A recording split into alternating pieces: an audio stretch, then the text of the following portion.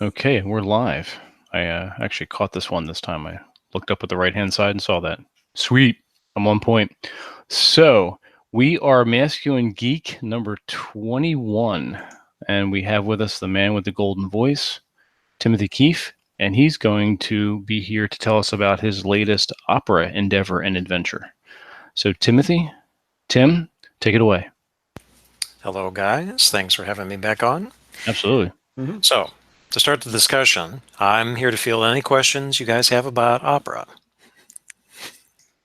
Cool. And there's Luke. We can also discuss how you got, okay, how you, how did, now, we talked about this before, but refresh my memory. How did you get involved in this? Okay, so I'm what's called a supernumerary, which is an adjective usually referring to something that's superfluous, sort of like a supernumerary nipple. Yes, there is that term. That is true. That is the third nipple. The third nipple, that's right. Yes. But a supernumerary in the context of an opera it's like a movie extra for a stage production, be it a play or an opera or even a ballet. And it's a non-speaking, it's a non-singing role. You're usually there as, one of my super friends like to describe it as a self-moving prop.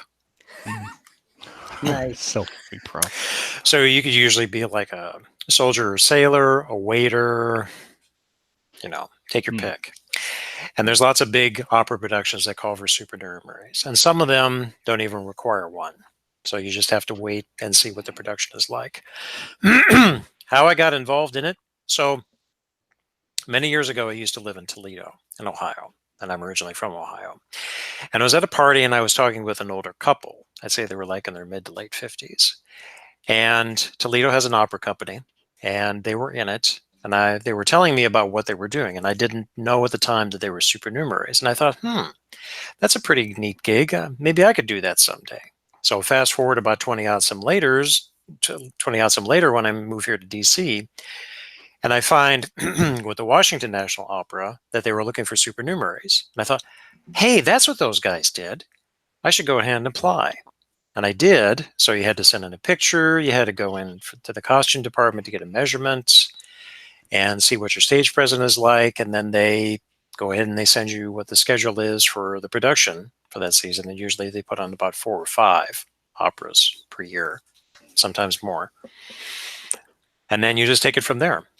There's usually, for your standard production, like I just finished one for Puccini's Tosca, 10 rehearsals and 8 performances. Oh, and I did La Traviata, which is one of Verdi's famous operas, back in the fall, and that was 12 rehearsals and 15 performances. Oh, wow. Well, that's the moneymaker. Well, that's true, too, and that was my next question, if that's was strictly volunteer or...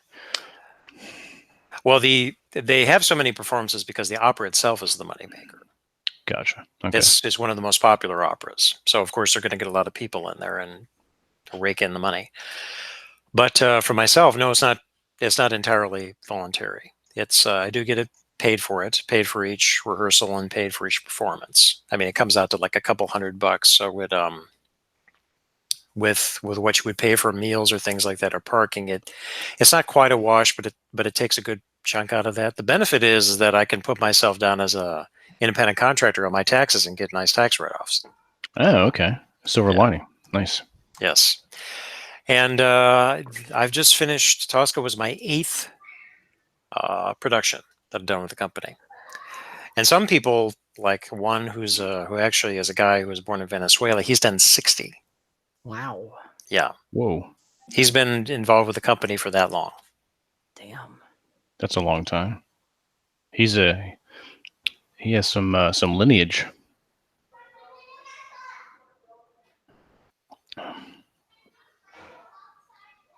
Did I freeze up? Are we good? No, you're... Oh, okay. Good. Everything was silent, and then I can't tell with Tim. I couldn't hear him breathing. Rob was like, thank you. Rob was like a damn mannequin, and then all I hear is these kids in the background. Wait a minute, is that me? Is that the cat? What the hell? Yeah, I'm gonna take care of that. Here, I'll be right back. Get off my lawn. Cat, kids. Yes, cat, kids, all he is. Yeah. Luke was saying he was from Toledo. Okay. Or no, wait, yeah, Toledo. Okay. Yeah, so that's my story about how I got involved with it. Okay. And this you just finished up this latest production when? Last Saturday. Oh, okay. Mm-hmm. Gotcha. All right. Yep. Very cool. It was a good production. Nice compact one. The director was sometimes you get challenging directors, but this one was really easygoing. I mean, he didn't have a whole lot of changes. He was very appreciative. Thank you guys very much for what you do. It was a fantastic show, and even the one critic from the Washington Post, who usually tears the operas, gave a very balanced review. Oh wow, okay. Yeah. Nice. I mean, I'm sure that felt good. Oh, it's yeah. nice to be appreciated. Nice to be appreciated, for sure. Absolutely, even in a small fashion such as that. Yes. Okay. Now, are there productions that, I mean, do you do every production that comes across your field of vision, or do you pick and choose? How does that work? I pick and choose. So Okay. as I said in the beginning, some of the productions, they don't call for supers. Like, for example, they did Wagner's Ring Cycle a couple of years ago, and that's 4 operas in the cycle. Only one of them were called for supers. In fact, a lot of kids. But the rest of them, they're just the principals. No supers involved. Now, that doesn't mean that for the Ring Cycle, you're never going to have supers. It just depends on the production. Gotcha. Okay. Also, that, I kind of picked and choose. I wanted to do 2 other ones earlier in the year, but because I was in Las Vegas, I was going to miss rehearsals. And so they tend to frown on that and they cross off the list. So I wanted to wait until Tosca came open and the rehearsal started back in April. So I was able to make for all of those. Okay. And Luke wants to know, what's your favorite opera? What's my favorite opera? If I had to pick one, probably Mozart's Don Giovanni. Don Giovanni. Okay. Which incidentally is going to be next spring. Oh, okay. Now, is that one you want to be a part of? Yeah, because I haven't done a Mozart one yet. Oh, okay. All right. Now, is this something where if you've done enough of them, you move to the head of the waiting list, as it were, or? Yeah, sort of. I mean, I keep saying the same people do this, and they're a very tight-knit group. I mean, again, like the one guy, he's done 60 productions. Oh wow, that's incredible. And because I've done so many productions too, it's really easy for me to go in for a costume fitting because they already got my measurements. All I need to do is, like for this one, I had 2 costume changes, and so I go in. Okay, there you go. Try this on. We'll take a look at it, mark it if they need to make any changes to it. Take a couple of pictures, and I'm done. I'm in an hour and a half hour. Gotcha. Okay, that's easy, and now you're getting that longevity that the your friend with the 60 under his belt's having. Yeah. Which is nice. Yep. Rehearsals, like time-wise, what kind of time commitment does this entail? For rehearsals, usually about 2.5 hours at least. Oh wow, okay. They could go longer. And that's between, they have a rehearsal stage, which is in the northwest of DC, not too far away from where I'm at. And then at the Kennedy Center, which is the main performance arts venue. Gotcha. Barbara of Sevilla. Luke likes that one. Okay. Yeah, agreed. That's a bit of that's rather comedic, isn't it? Yeah. It's a comedic opera. One of the more popular ones too. Okay. And that's, once again, we're going to bring it back to Bugs Bunny cartoons, that with Bugs Bunny and Elmer Fudd, that's right. How I found out about the Barbara of Sevilla. The Rabbit of Seville, yes. Fantastic. Welcome to my shop. Let me cut your mop. I was waiting for you to, so you or Rob to break into that. I wasn't about to do it because my voice will kill everybody. Well, the best one is What's Opera, Doc? Kill the wabbit. Oh, that's right. Wabbit, kill the wabbit. Yep. That's the. Oh yeah, that is. I forgot about that. That's the. Yeah, that's the classic one. Yep. Luke just said he was singing it nice. We're all have this multi-state singing thing going on right now. Sweet. Kill the wabbit. No, great cartoons, and there's Mm. nothing out there anymore like it. No. We've seen No. the end of that, unfortunately. Yeah, Tom and Jerry was in the same category too, with Tom and Jerry. some Yeah. of some of their antics. Mm-hmm. Oh yeah, Tom and Jerry when they did the when Tom was playing the piano. Yeah, They they're playing Swan, Liszt. yes, Swan Lake and everything. Yeah, good Mhm. stuff. Yeah. I think the Animaniacs tried to revive that a little bit Hmm. in the '90s, and then after that, nothing. No. Yeah, we've lost that. It's a rarefied taste anymore. It really is. Classical music. Yep, it really is. Although I have to say, that's what I listen to on my ride to my commute to work every morning. 90.1. Yeah. Is that an NPR station? I don't know. It might be. I know everything is. They get no grant money. They have to. Yep. They have to do the. Yeah, it's public radio. Yeah, the public radio. They have to do their drives, their member drives every season, Yeah. and that'll last about a week, which can be annoying, but still worth it. The Begathon. Basically, yeah. But it's all listener driven, so I like that rather than begging money from the government. Yeah. So there's the trade off. Okay. So what other questions you guys got? Well, Luke likes Brahms as well. Okay. So Brahms never wrote any operas. Just a fun fact there. But he did write choral music. Oh, okay. Most famous of which is the German Requiem.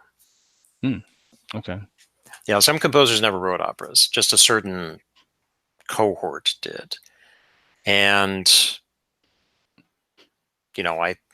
unless anybody's interested, because I've been a lifelong classical music fan, I can describe about the different types of operas, and if anybody wants a recommendation about what to listen to, I get these questions all the time. Well, I don't know anything about opera. What do you recommend? You took the words right out of my. You took the words right out of my mouth. There you go. For the list, the people watching and watching later, and Okay. Rob and I, what would you suggest?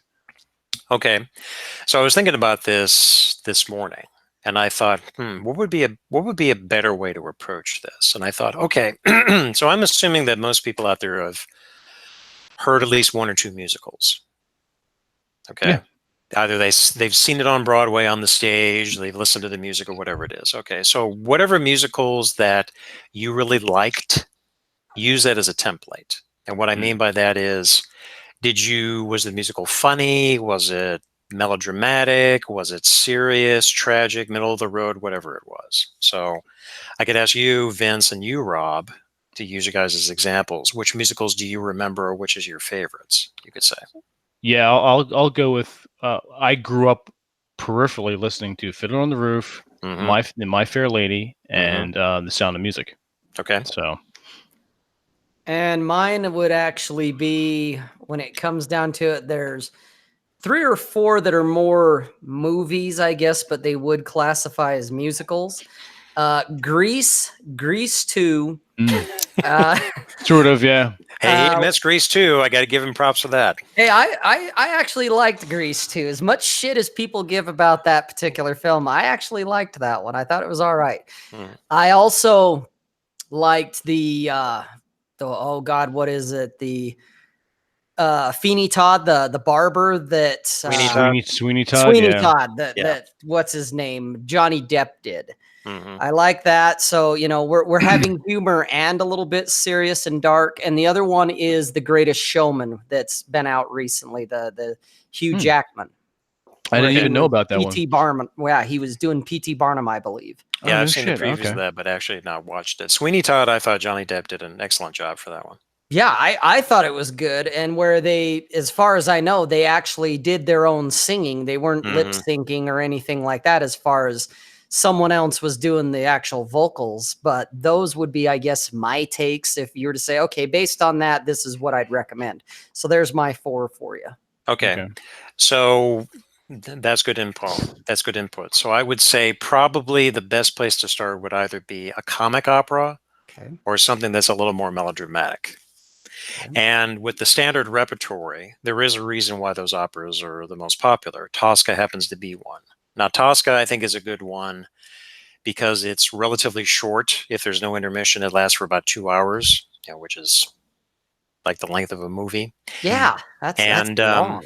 Whoa. And it's got a decent enough story. It is melodramatic. It's kind of a potboiler, but it's got some awesome music. Puccini definitely knows how to write, but it's not particularly my favorite. I'm not very much of a Puccini fan.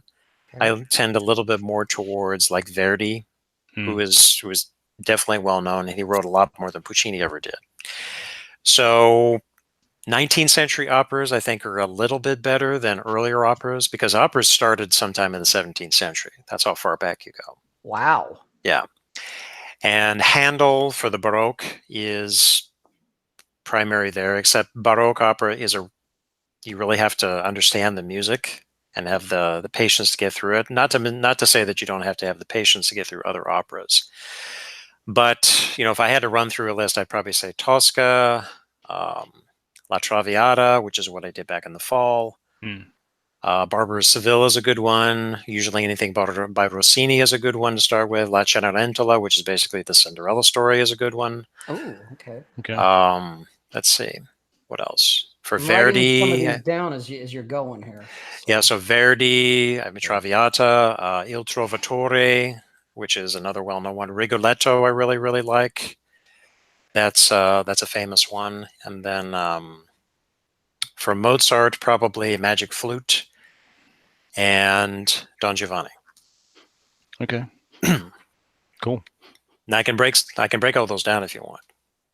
Yeah, sure. Yeah, Okay. give me a couple of the, I guess, the more comedic ones on this. Okay, Barber of Seville. So Yeah. you know the music. Figaro, Figaro, Figaro, Figaro. Okay, that's Barber of Seville. And it's comic, as is a lot of Rossini's operas. The music is easy to digest. I mean, it's almost like a musical in that way. Okay. But in listening to opera, there's a way to break it down. So you have principals that are singing arias, which is a solo piece. You have the duets, two singers, trios, quartets, choruses are involved as backups. Okay. Then you have, particularly in the earlier, this is more like classical period and early 19th century, you have what are called recitatives, which is the singers, they do their thing, and then there's an accompaniment, usually on a harpsichord, where they're singing their dialogue, but they're not actually performing an aria. I mean, think of the musicals, except with the musicals, when they're done singing, they're speaking their dialogue. So if you had an accompaniment to that and they're singing it, that's what a recitative is. But when you get to the 19th century, like Verdi beyond, because he took a turn when he was in his middle period, and definitely you find this in Puccini, is that there's no stop. You don't have, you still kind of have arias or duets or whatever it is, but there's no stop in the music. Imagine if you were in a musical and people are just singing constantly throughout the entire thing. There's a term for that. It's called through composed. Through composed. Okay. Yeah. So you're starting from the overture until the finale. There's no stop in the music. Oh wow. Yeah. Okay. So you really gotta pay attention, and you gotta have some stamina to get through it. If you've never been to an opera, it's gonna be taxing. But if you've seen enough of them, you kind of get used to it. Okay. Luke wants to know about the Pirates of Penzance. That's a operetta. Operetta. And what's the difference? So Pirates of Penzance is Gilbert and Sullivan. Oh, sorry. Or very well for the comic operettas. It's more like a musical. Gotcha. And there's a really good version, a movie version that was done with Kevin Kline and Linda Ronstadt early 1980s. Oh wow, okay. That I recommend. It doesn't quite follow the music as Gilbert and Sullivan, because it's a little bit more. It was made in the early 80s, so it sounds more like it's 80s instead of 19th century, which is what the music was. But it really follows the story to a T. So you more or less get it. Gotcha. Yeah, I would recommend Gilbert and Sullivan as another add that to the another list, subgenre to start with. Okay, good to know. Yeah, start writing these down too. Yep. Mm-hmm. Now, one I do not recommend, or one composer I do not recommend if you're new to opera, is Wagner. Really? Really. Okay. Why is that? Okay, so he definitely was a through composer.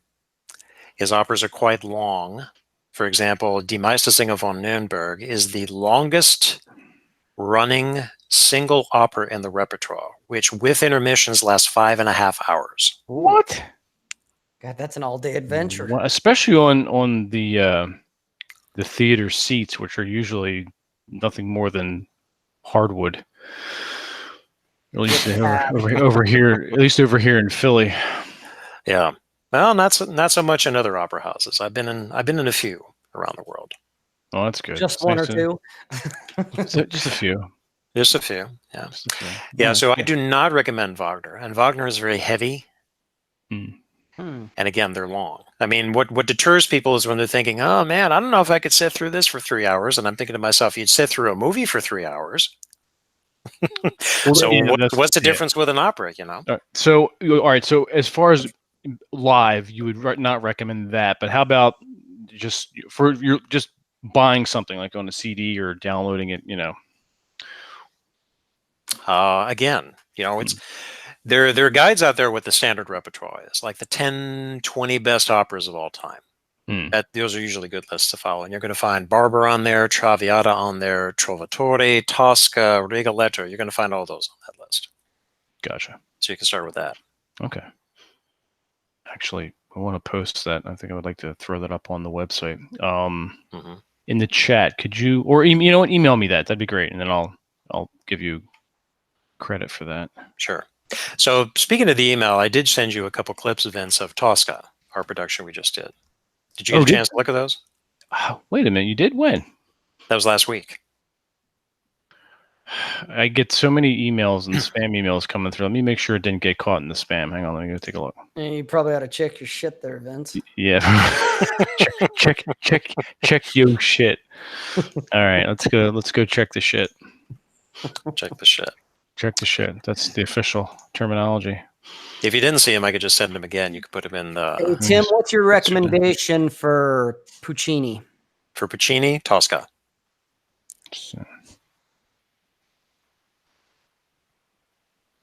You know what it is? It's this new... Stop it. Gmail is ridiculous with this, the way they thread these emails. I have to get in here and change my settings. So it's always down the bottom. Yeah, you have 1, 2, 3 clips. Yeah. Yep. Te Deum, Tosca and Kennedy Center, and then one has no name to it. It's the first one. It's just a YouTube link. Okay. So those are three clips they put out. Okay, let me mark this as important. There we go. All right, and then I'll throw those clips up on the link page that we create. Cool. Thank you. Sweet. All right, let's get back here. Let me minimize this again. Hopefully this doesn't crash.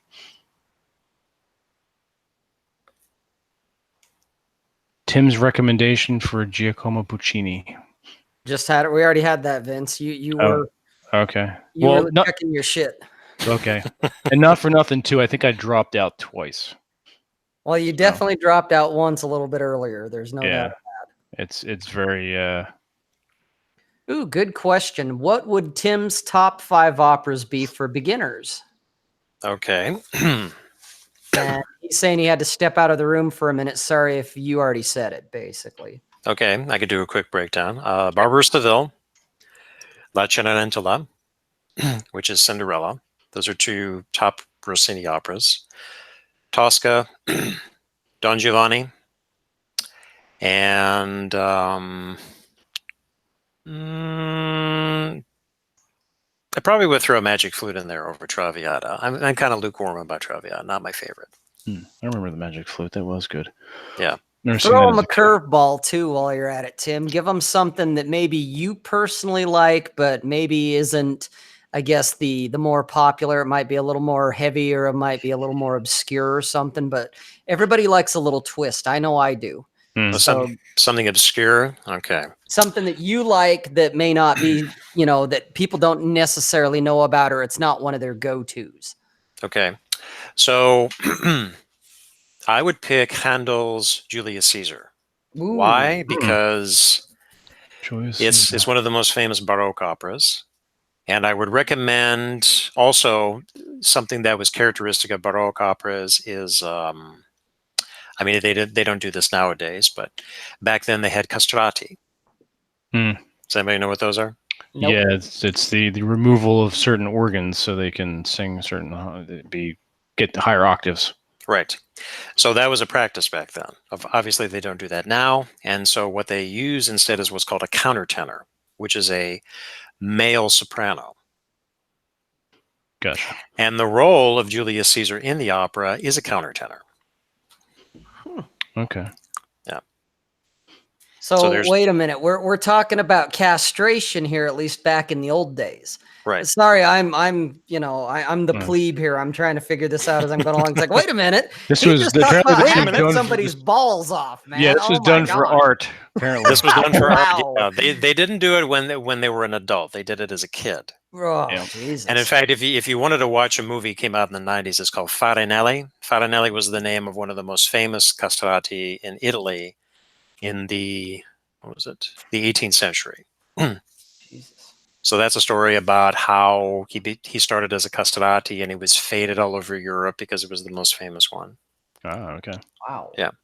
But yes, that was a practice. Well, you see, I learned something new every day. I had no idea that was actually a thing.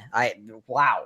You can use that for trivia night, Rob. Yeah, no kidding. I'm gonna have to be like, "Okay, guys, what was the?" You're gonna win that puzzle piece. That's finally. right. There's a thing called castrate. What is it, and what areas did they primarily practice it in and for? Mm-hmm. It would be for the opera, you guys. Wow, talk about giving your balls for the love of the art. Holy Monks used to do it too for well, monks, monks are monks. They're doing the monk mode thing, and cutting your balls off. When monk mode involves cutting off your balls, you can count me out. Oh, come on, Vince. That's how you know you're hardcore and you're serious about your monk mode. He ain't that committed. Yeah, that's a no return monk mode. That's the final monk mode. That's right. Rip your balls off. The ultimate monk mode. You've hit level 100. Yeah. But there's your curveball. I would say Handel's definitely a curveball. Handel's Julius Caesar. Okay. I may have to check that one out just because it's like we're, at least back in the day, we're talking about no nuts people doing this. No nuts people. I think that's the technical terminology too. Yeah. There was a reason why they did that. It's because women were not permitted in opera at the time. Yep. That would make sense. That would make sense. Nor were girls. That's why you had a lot of boy choirs. But, curiously enough, is that in this production of Tosca, you'll see it in the Te Deum clip. There's a lot of, because it takes place within one of the churches in Rome, the first act. And so the Te Deum is the service, it's the procession where you have the archbishop and the cardinal coming into the church. But there's a retinue of altar boys, most of whom are girls wearing pixie wigs. Because they just couldn't get enough boys, I guess. Oh, shit. That or they had to fill a quota. Or that, yeah. There's always that inequality. You can't get away from it. Not today. Not in today's world. Nope. Fascinating. Man, yeah, this is. I know I'm going to be digging deeper now, especially about this whole castrati. It's like, what in the hell? Rob's like, cutting off the balls. See, that's right. He's got balls in the brain now. Yeah, ecclesiastical whiteout for that. You like that one? There you go. That is a permanent ecclesiastical whiteout. Oh God, bleach my eyes while I'm at it. Oh. Yeah, and your ears. Oh, I'll tell you, it just makes me kind of cringe. Tim, have you ever read 100 Greatest Operas and Their Stories? The Ralstonian Report wants to know. No, but I think I've seen that, and I'm ashamed that I don't have it on my bookshelf. But whenever I am approaching an opera that I really haven't listened to, although I know of it, I of course read the story. You can easily go to Wikipedia to find the plot for that. Gotcha. There too. Cool. Yeah, I'll make a post and put up these clips in the list as well. Any other information we have, and any other interesting tidbits regarding opera for beginners, you just email it to me. Okay, tidbit. Yeah, okay. Well, I can throw out a few more tidbits for opera. Yeah, please do. Yeah. So fortunately, with the net, you don't have to go to the theater to see them. You can watch them online. Now, there are recorded stage productions from all over the world, including the States, where you can watch them. But make sure, if you're going to do a YouTube search, put in the search English subtitles, because some of them do not have subtitles. Gotcha. Okay. However, also back in the days, several years ago, and they don't make them so much now, there used to be movie versions of operas. So you could watch those. And in fact, I could recommend a couple, particularly by the French director Martinell, who was active in the 70s and 80s. So he did Traviata with Placido Domingo, Rigoletto with Pavarotti. They're all online. I could send you the links. And there was a version from the Magic Flute that Kenneth Branagh did in 2006. That is not in the original German. It's in English, and it takes place during World War I, which that's another thing I can comment on. So TJ would like that too. Yeah. So if you're each of the operas, even though like 19th century operas, they were written at the time, the stories do not necessarily take place in the 19th century. In the case of Handel's Julius Caesar, that takes place during Julius Caesar's time, of course. However, you're not going to get a period performance. No, not everybody's going to come out in togas. You might have something that's a little bit more updated, like 20th century types, where they're coming out in fascist uniforms or whatever it is. And again, this depends on whatever the director has in mind. And sometimes I think it works, these mob productions. Sometimes I think they're a disaster, that they just don't work. But it's up to you. I would recommend that anybody that's new to the opera try to find something that's true to the story. Like if it takes place in the 17th century, find something that takes place in the 17th century, not the 20th century, because you might be confused because you're just like, what the hell's going on here? Fair enough. Gotcha. Okay, that's good to know. This would be a great article actually to post as well. So sure. I have. You want me to write something up? I'll do it. If you would not mind, that would be fantastic. We'd be honored, and we would love to have that up on the site. Okay, good. Any more questions in the chat window? Yeah. What do diehard opera fans or opera fans in general think of the term rock opera? That's from Ralstonian. Oh, I don't think we've ever talked about that. Yeah, something new. A rock opera. Well, those have been around for a while. I mean, you can consider Jesus Christ Superstar as a rock opera. Okay. Yeah. Even though technically it is kind of a musical. Or maybe even Phantom of the Opera could be a rock opera. Oh, okay. Well, especially what's his name? God. Tim Curry. Not Tim Curry. Oh shit. Shit. That's gonna bug me now because I used to have somewhere the CD until it got broken because I don't even want to go into that story. But I had Phantom of the Opera, and and it was what is that composer's name? What is his name? That's Andrew Lloyd Webber. That's it. Thank you. Yes, Andrew Lloyd Webber. And I thought that was phenomenal. I loved it, and I would classify that as a rock opera. Yes, so, I've actually seen that live. That was really? almost 20 years ago in Cleveland. Yep, it was a touring show. See, that would be a good one. And there's a movie version of that too. Came out in 2003, 2004. Really? Oh wow! I had no idea. Not know that. Yep. What about Tommy or Quadrophenia? Ooh. Tommy is a rock opera. I haven't heard it from start to finish, but that definitely is in that category. Quadrophenia I've not heard, but I know about it. I'd also put that in that category. Okay.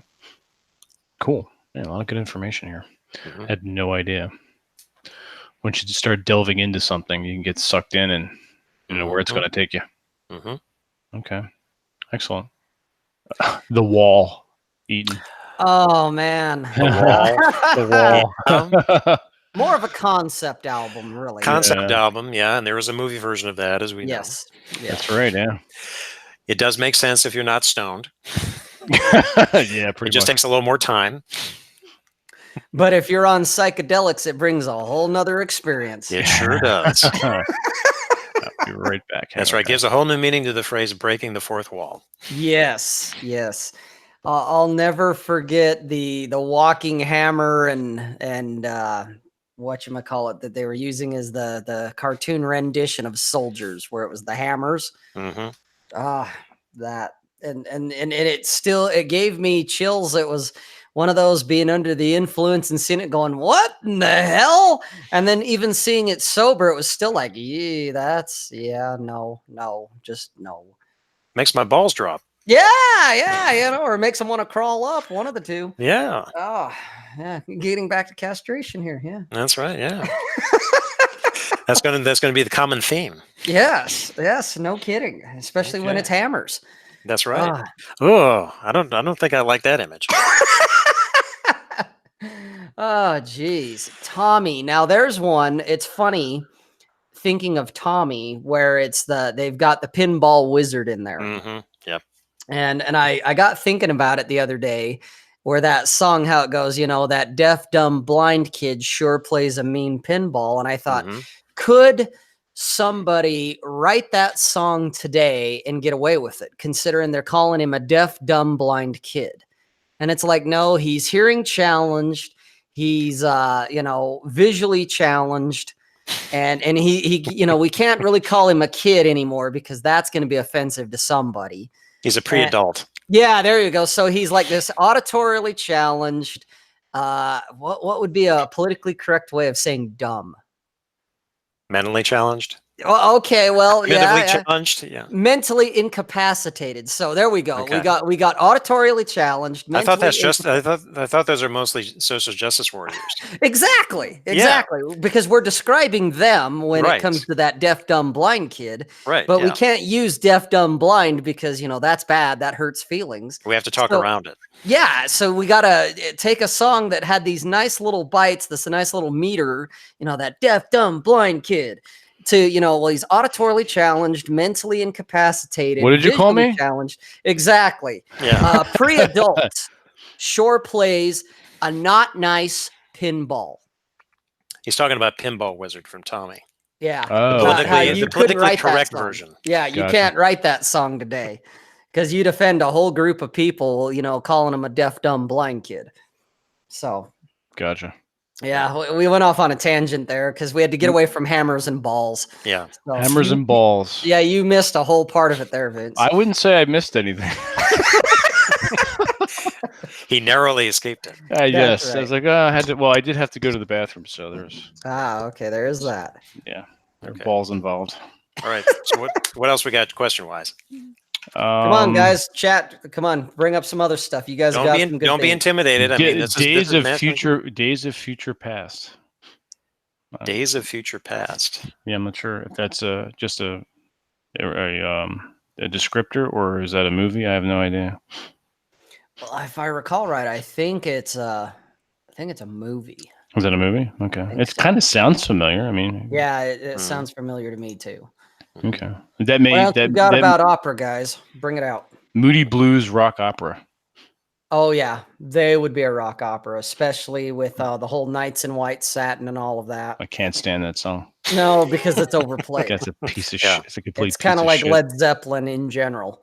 It's all. I was never, with the exception of Kashmir, I was never a huge. And you just nailed the song that I was gonna rail against, man. That's the only one. There's lots of other Zeppelin songs you could listen to. That's the only one I like because it references H.P. Lovecraft. That's all. Oh, okay.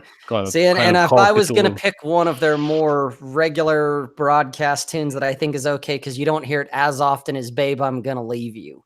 That would be the one that I would Babe, pick. I'm Gonna Leave You. Yeah. Okay. I don't know that one. That's a good one, actually. And in fact, if you really want to have a good time with that song, don't listen to just Led Zeppelin's version. Listen to Great White, where they did a remake on that. And it's almost chilling how good Jack White or Jack the lead singer of Great White, but Jack something or other, he nails it in that one. And they were doing it all on acoustic guitars when they did it. Oh, cool. Okay. So you have to check out, Babe, I'm Gonna Leave You on that one. That's a good song. Nice. Are you drinking your normal normal beverage there, Rob? Yes. Are you going to make your normal fucking comment that you normally make? I don't know what I don't know what you're I don't know what you're talking about. I don't know what you're talking about. I don't know what you're talking about, see? Yeah.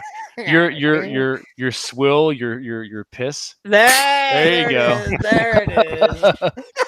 I wasn't gonna say it. I figured, you know what, you heard it enough. But since you brought it up, whatever. You were just waiting for the intro. Is that one of your drinks? Is that one of your drinks there, Robbie?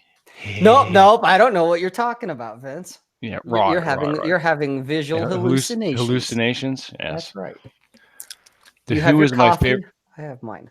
I did. Well, I did. I finished that, and I have to say, it is not. It is not Legends of Tabletop. It is. I'm still in monk mode, so that is decaf. Yeah. And yes, it was decaf. That's toy coffee. But yes, pretty much. It is a way to talk about the champagne and beers, according to Vince, because it's not stout and black, apparently. So. How I like Vince my beer. He likes his beer how he likes his men. That's too funny. So I like my women. Mm-hmm. This is true, yeah. Yeah, this is true. Oh, hey, what's up? What's up, T? Cheers, guys. Back at you. I don't have any more. That these things are. There we go. There's the delay. There it is. Oh, you didn't see that? Well, I just saw it now. Oh, okay. It seems like it hits you delay. About 2 to 3 seconds before it hits me. Okay. All of a sudden you're like, "Hey, T," and it's like, well, "Who the fuck are what you are you talking about, you dumbass?" Yeah. And then, oh, hey, there's Tony. Hey. We gotta get Tony and his brother George on the show, I think. At the same time. Yeah, I would like to get both of you guys on. If you're up for that, T, we'd love to have you on with George. So. Oh, guys, what else you got for Tim? Yeah, any more beginner? Some other ones. Yeah, there has to be a few more questions. Any more beginner opera questions, or even advanced? Maybe there's a closet opera lover out there who's watching. Oh yeah, we may have an aficionado that's absolutely. Like, you guys are plebes. Yep. Talking about beginner shit. Let's get into the real meat of it. Right. Let's test Tim's vernacular and his prowess on this. Come on, guys. I know you got questions. Testing the prowess. That's right. Word. Going once. Going twice. We're done. Now you don't get to ask questions, guys. That's right. You're done. You ask all the questions you want, we're going to ignore you. Yeah, exactly. Especially when it comes to the opera. Nope, you had your chance. You don't get your chance. You're done. You have to wait for Tim's article. That's right. That's the way that goes. Well, you guys can pepper me with more questions. All right. So we talked about how you got involved. We talked about some time commitments. We talked about remuneration. We talked about your favorite operas. We talked about you being really at the top of waiting lists are really nothing for you now. You get right in. And now this is something you want to continue to do. This is your thing now. You're sort of like a small side gig that you enjoy doing for a variety of reasons, and it's not going to stop anytime soon. No, it's not. I mean, I derive a lot of other benefits from it. Is as I said, the group that I work with, a lot of them they've been doing this for a long time. So when I started it back in 2012, I was the newbie, and there were some people who did the first production, which was one of Verdi's early operas, Nabucco, that I haven't seen since. But some of these I have seen repeatedly, and an insight into the people that are doing the opera is, not surprisingly, there's a lot of gays. As there are in the arts in general. So you have gays and lesbians who are in the chorus, who are supers, who are in the costume department, who are in the administration in the opera, and so on. Okay, not surprising at all. No. And to tell you the truth, the gay guys that are in with the supers are extremely easy to get along with. Okay. Extremely easy to get along with. Laugh all the time, lots of inside jokes, picking on each other. When you talk, Cappy likes to talk about guys busting each other's balls. Gay guys do it a lot. There's a lot of jokes there, so yeah, there are quite a few jokes. We're back to balls again. We're back to ball. Okay, we just did a whole Whole circle back to The whole balls. cock and balls episode. That's right. Cock and balls. Cock and balls. Yes. I have a quick question regarding your avatar. Okay. Now, where is that's not from an opera? I mean, obviously that's Egyptian in nature, and is that it's not Tutankhamun, is it? No, so that is the famous Nefertiti bust, Oh, okay. which is 3,500 years old, I think. Wow. 4,000 years old? Yeah. Yeah. And I took that picture in 2009 when I was in Berlin at the Neues Museum, the new museum in English, where originally it was in another collection, the Egyptian collection, but they had moved it to that museum, and that's how close I could get to it. Oh, Just wow. have that picture. We're going to go to, my girlfriend and I are going to go to Berlin sometime in early July, so I'm going to see how close you can get to it now. It's in the same museum. Okay.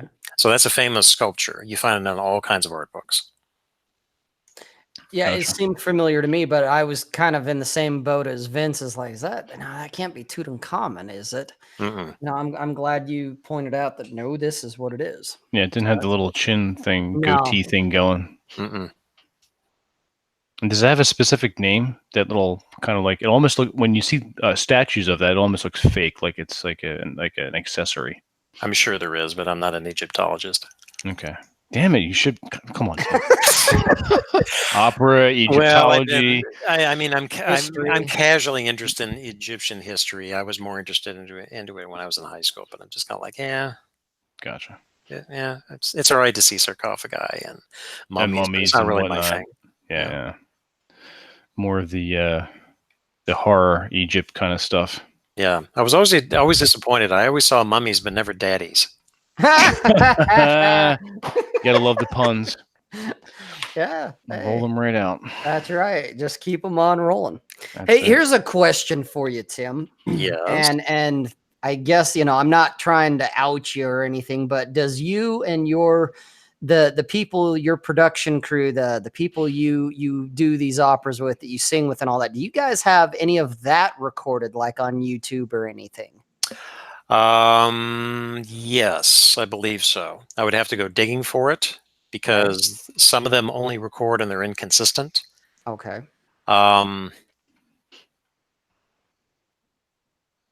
There are recordings of the operas, some of which I sent to Vince for Okay. Tosca, and my picture actually was in the paper. In one Really? production I did, it was actually in the Post. Nice. Just that's how they snapped the picture. I was there. Oh, okay. I was not in the lead role. I was behind one of the principals, but Hey, That's cool. so I can say I got my picture in the paper. yeah, no kidding. You'll take it. Yeah, sure. Yeah, I'll take it.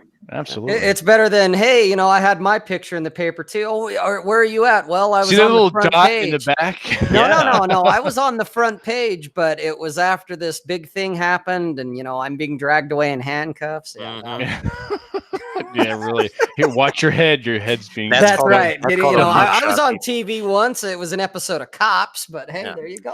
That's called a mugshot. Yes. Well, maybe in your circles it might be. Jeez, Jeez, no, but in my circles, that's called my 15 minutes of fame. Yeah. What circles are those, Rob? Rob? To go with it. Everybody else, Vince. Everybody else. Okay, gotcha. Right. Okay. Oh my god! All right, well, Rob, it's getting to be top of the hour. That went by quick. Yeah, it's about time. You have a duty to perform, sir. Apparently, I do. I do. And it's not just drinking piss. Hey. All right. Hey, guys, since we are almost at the top of the hour, if you like what you've seen, hit the like button. Anytime you hit the like button, it sends little tingles to the algorithm that is in YouTube's vagina. It gets more plays. It gets more exposure to the video. If anything you found you think someone else would benefit from it, please share it. And of course, if you haven't subscribed to the channel, please subscribe to the channel. We are definitely trying to hit our 1,000 mark. We've got all kinds of fun things in store when we get to that point. And hit the notification bell while you're at it. So that way you know when we're going to be on next. So there you go, Vince. Absolutely. Thank you so much. I appreciate that. Was very Oh, good. you're As welcome. You're as- welcome. As always. And don't forget to go don't forget to go sign up for our newsletter. That drops. I usually say this at the end, but I'll say it now real quick. That drops every Monday morning, and then you get novel content from TJ, Rob, and myself. Things we don't talk about on the broadcast. Some things are personal, some things are general. At the very least, it's entertaining, and it's a good way to start off your week. So go ahead and do that. You can find the link to that on our website, and the And the login. website is? Oh, I don't know. What do you think what could the website be? Well, someone coming into this video might go, well, I don't know who the hell these guys are. Who are these guys? That is true. We're gonna go with the lead paint. You kind of have to. Don't need lead paint PSA at masculinegeek.com. Hey. There you go. And not too many people know, although the first cartoon hour got a lot of plays, we have a SoundCloud account as well that is also Masculine Geek. If you do a search on SoundCloud, we'll pop up and you'll get a chance to listen if you don't feel like watching us, because we are a, how shall we say, sort of a, I'm so tired, I'm like losing words here. That's another thing too. All three of us napped like old bastards before this show. Hashtag gray wave. Unbelievable. Yeah. It's, I don't know, but I fell asleep on the couch. Same Rob here. fell asleep in his couch. I don't know what Tim did, if he did an official laying in the bed deal on his power nap, but I did. You did? Okay. So you did the official power nap. I do the official power nap, yes. Okay. Rob and I passed out and there was drool coming out. It was just sad. Although I think But were you in the O position or were you in the Q position? What? Wait, what? What is the difference? Yeah. Well, the O explain. position is right. Don't do me a favor. Do something else to get that out of my. Oh. Okay. Then I'm going to explain the Q position. All right, that's better. That's not better at all. I couldn't. How am I supposed to know? I'm asleep. The cat Mowgli's not going to tell me. Yeah, he might if you give him some attention or something. The way he is. Yeah, fuck him. That cat just biting me and shit, throwing up and shitting all over the floor. Hey, it sounds like my cat's doing the same thing. Maybe your cat's calling mine and saying, "Hey, it's time for you to hurl." It's time to do the group puke. Yeah, the group purge. Yeah, that's their own little feline opera going on over here. Yep, they're having a meeting in the bathroom about it. Unbelievable. So, yep. All right, so that's what we have so far with opera and learning the beginnings of opera, what to do, what to listen to, how to start your day off with that. Anything else, Tim, you think you could impart upon the beginner? Yeah, I mean, if you're not used to classical music and definitely not opera, I think it's harder to find an entry point. Now, there's diehard opera fans, of course. They've been listening to it for many years, or people like me as a diehard classical music fan where I've been listening to it for years. So I can talk at length about this and talk somebody's ear off. For somebody that is new to this, or they kind of shied away from classical music, opera might be a little bit too much to take in at one point, because it is so wrapped up in what is considered classical music. But if you go in thinking that it was the precursor to a musical and the musicals of its day, particularly if it's Gilbert and Sullivan, which is light opera and it's a lot easier to digest, it doesn't seem as intimidating. Also, that they are products of their time.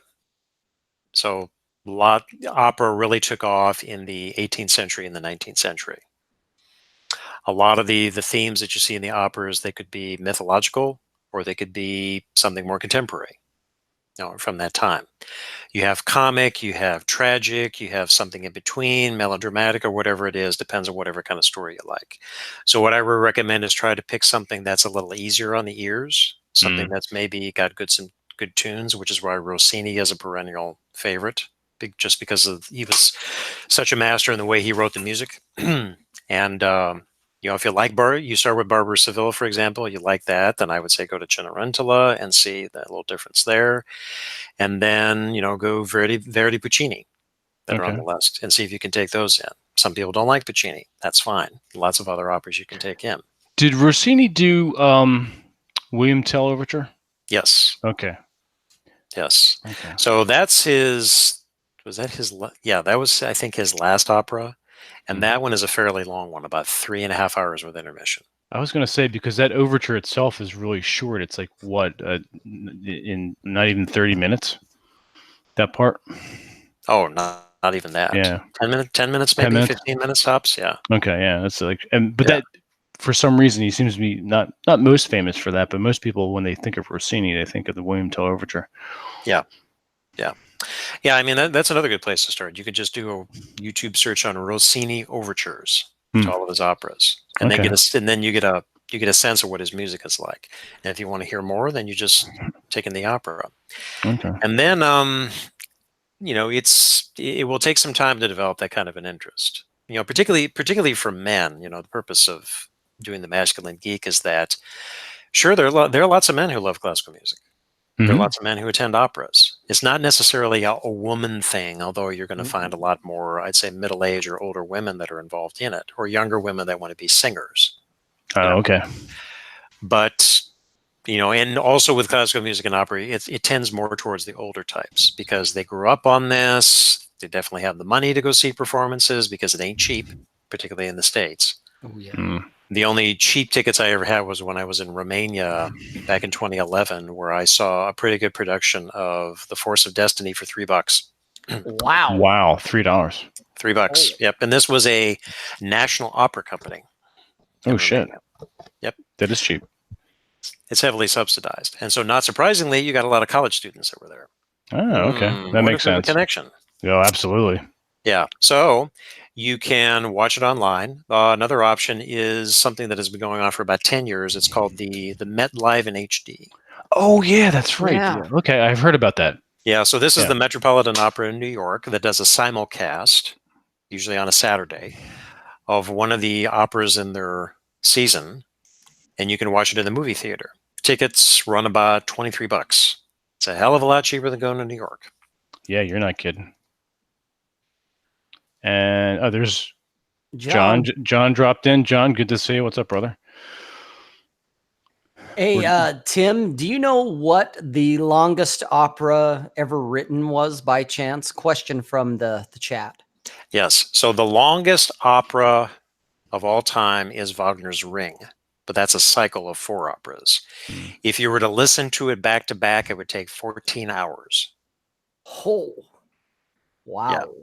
14 hours. Did you say 14 hours? Yes, he did. 14 hours. Wow. But that's 4 operas played back to back. Okay. Okay. Talk about binge watching something. Wow. Yeah. Or binge listening. Or listening, yeah. The longest single opera is also another Wagner one, which is Die Meistersinger von Nürnberg, which is about 5.5 hours. I mentioned this one before with intermissions. Wow. Okay. I've seen it once. I saw it on MedLive in HD. And it had 3 intermissions of about 20 minutes apiece. And I needed those. I got to go out and get snacks and take a piss and walk around at least a couple times. Seriously. Wow. That's a long production. Mm-hmm. Well, it's good to put on a weekend when you're getting things done. You're just kind of you're writing, maybe even you're reading, or you're just kind of meditating. You just throw that on. You're cleaning, whatever. Or if you just want to have the bragging rights to say, "Yo, I watched 14 hours of opera." Yeah. Wow. That's true. I'm hardcore, guys. Top that shit.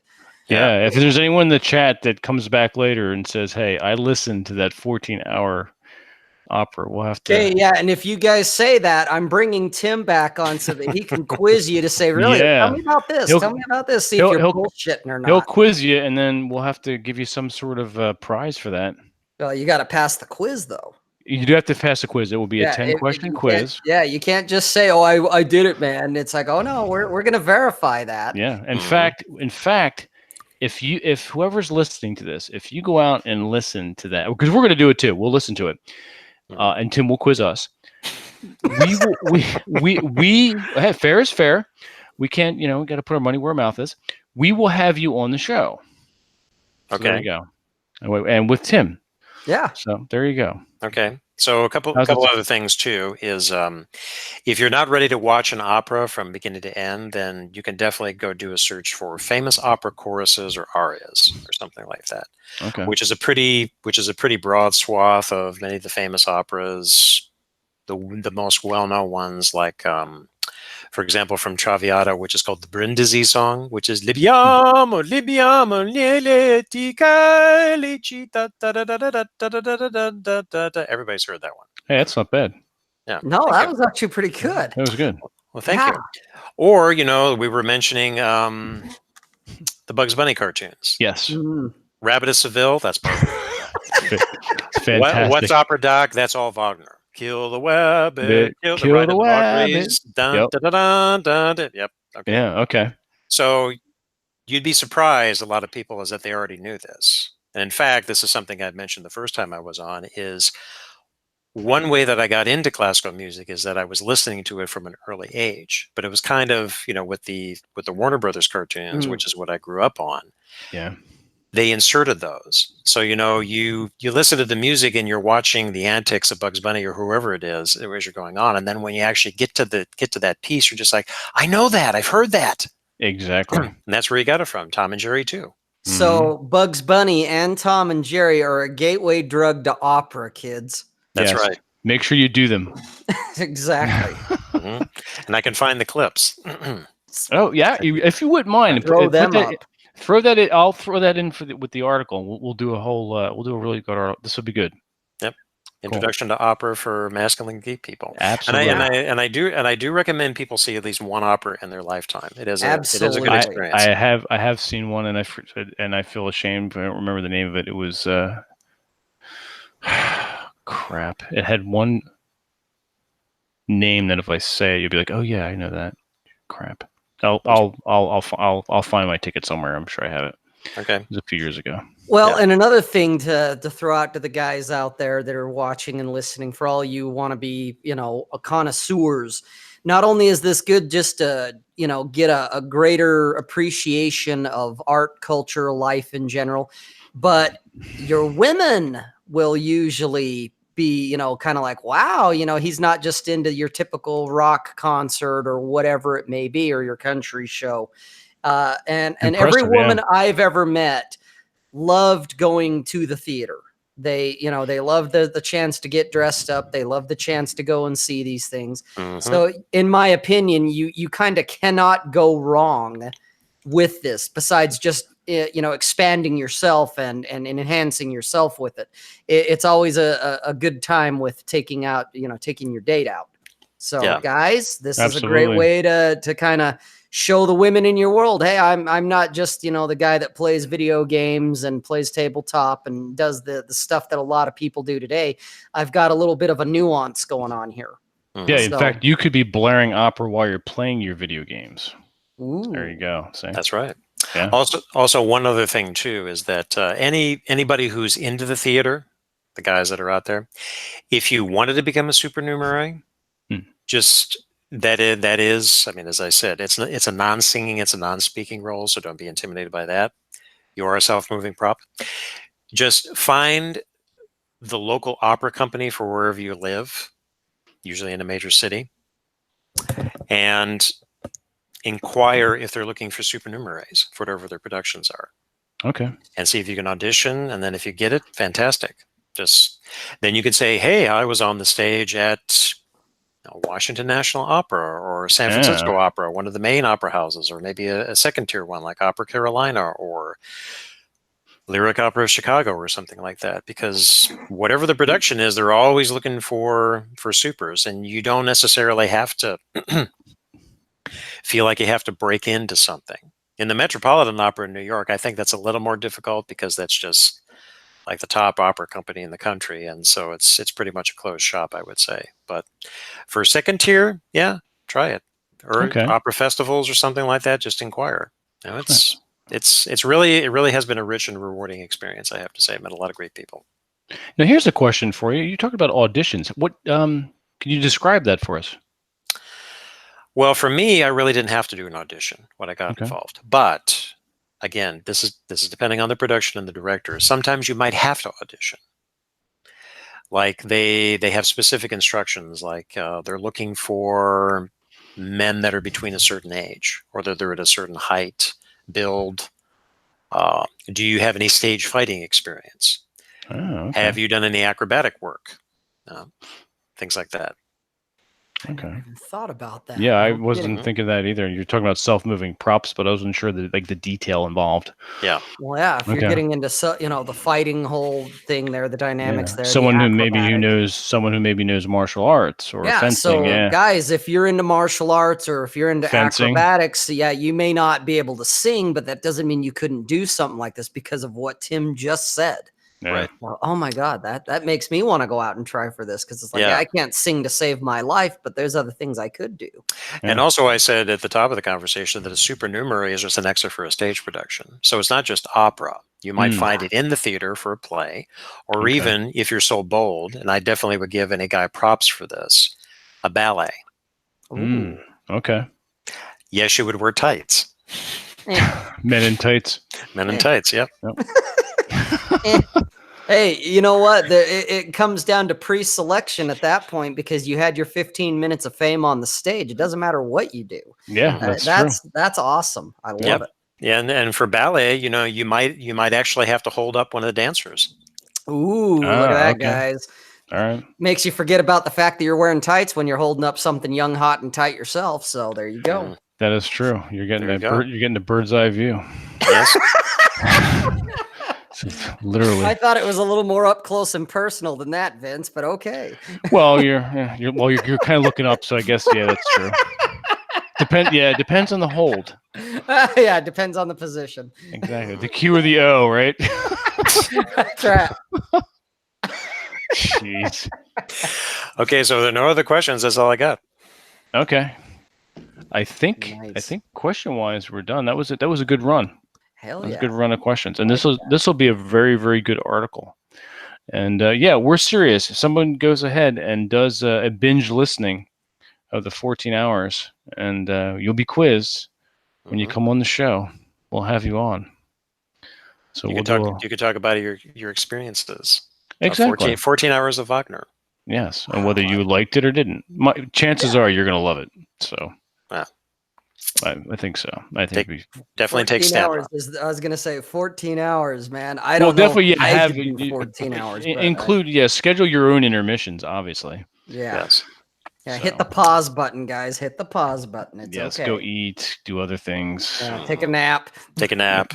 Yes, take naps. Doesn't matter what position. Particularly during a long chorus or something like that. Oh no! Because that's where the quiz comes in. We need to know what was going on, that you were paying attention at the time that it was going on.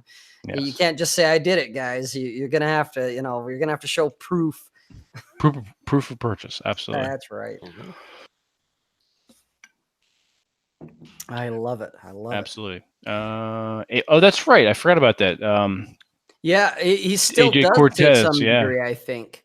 I think he's trying to get back into it or something. I know after he jacked himself up, he had to rehab and take time off from it. But I think what trying happened? to get back. His knees? No, it wasn't his knees. It was either like his hamstring or it was something. One of the muscles in one of his legs, his calves or something. I don't know the particulars. I don't remember. I know he talked about it at one point, but he tore something up pretty bad where they were like, well, you're never going to do ballet again. Really? It was even one of those, you may like walk with a limp kind of thing, after you rehab. And he said bullshit to that. And got himself where, hey, I'm walking, I'm doing everything normal. And I know at least like last year when I first signed up for his newsletter, he was talking about he was getting back into it, whether he was on stage or not, I don't know, but he was getting back into doing ballet because that's something he always wanted to do and he'd always been doing. Okay. So I had no idea he injured himself and was on hiatus from it. Oh yeah, that's something I remember him talking about. And where Tony, I'm pretty sure Tony's met him in person. He'd know more about that than me. Okay. But that's my understanding is that he jacked something up somehow. I don't know if he was lifting or what he was doing, but he pretty much was told, yeah, you're never going to do this again. That sucks. And he basically said, yeah, we'll see. And I know he was at one point kind of getting back to it. So whether he still is or not, I don't know. Okay. So there you go. That's a Mhm. good that's a good endorsement and a good Yeah. good example. Yeah. Yeah. All right, cool. So that is the opera portion of Masculine Geek. Now, it also shames us to say, and maybe Tim has something that maybe he may not show, but can always tell. Rob and I are geek and tell lists tonight. We do not have anything to show you, alas. So you're gonna have to wait till next week. I do have something that'll be good to show with what TJ is going to bring to the table. Yeah. TJ hinted at it in the newsletter if you guys signed up and got it. Exactly. So those who had the newsletter and read that already understand this and are waiting with bated breath. So once again, sign up for the newsletter. You're going to get content. Oh, in addition to interesting tidbits and entertaining value that you're going to get from the newsletter, you're also going to get advanced information on future guests, future events, and things that we may be doing in the works, sort of a State of the Union address. Preview of things to come. Yeah, exactly. So if you sign up for the newsletter, you'll get that information. And also, if something were to happen to the YouTube channel and or the website, it would give us an opportunity to reach out to you and keep in contact with you. So go ahead and do that. You'll be thankful you did. Yeah, considered it preventative medicine. Exactly, and it's always good to do so. Mhm. So now, the top of the second hour, as we move into the second hour, this is just a free-for-all. So we can field questions and information and interesting stuff from the chat, and we can talk about whatever we want. And Tim, I don't know if you had anything interesting you wanted to talk about as well. You're more than welcome to. Well, let's see. I think I probably said everything I could about opera, but and I still do not have a specific web presence. However, I've become a regular guest on another podcast called Mindgasms, Oh, okay. in which I discuss philosophy. Nice. All right. Now, how long have you been doing this? 3-4 months. Okay. Yeah. Where would someone find Mindgasms? Like, is that on SoundCloud? Is that a YouTube thing? Where's that It's YouTube. Just type in Mindgasms on YouTube. Okay. Mindgasms. Okay. Mm-hmm. Now it's spelled exactly the way it sounds. I'm thinking instead of orgasms, I'm thinking mindgasms. That's exactly how it is. You're correct, Rob. Yes. Okay. I gotta go look at this. Cool. And you've also been on TJ's podcast as well, have you not? I have, yeah. We just his last episode we're starting our series about what does it mean to be an American? What is the meaning of that term? Oh, okay. So that'll be a regular thing now. A semi-regular thing. He had how many episodes did he have in mind? Like about 5. Oh, okay. Like a little mini series. Like a little mini series, yeah. Okay, I like that. That's a good idea. Mm-hmm. That's a very good idea. We'll have to borrow that. We should already have that already when having you as a permanent recurring guest. So there you go. It's the mini series with Tim. Mm-hmm. Absolutely. So the chat is silent, and there's only a few people in here, but we're quiet there on the chat front. And we only have 8 likes. What the hell is that all about? No, I'm seeing 9. Not okay. Well, that's So, yeah. You get the delay in the chat. I get the delay in the likes.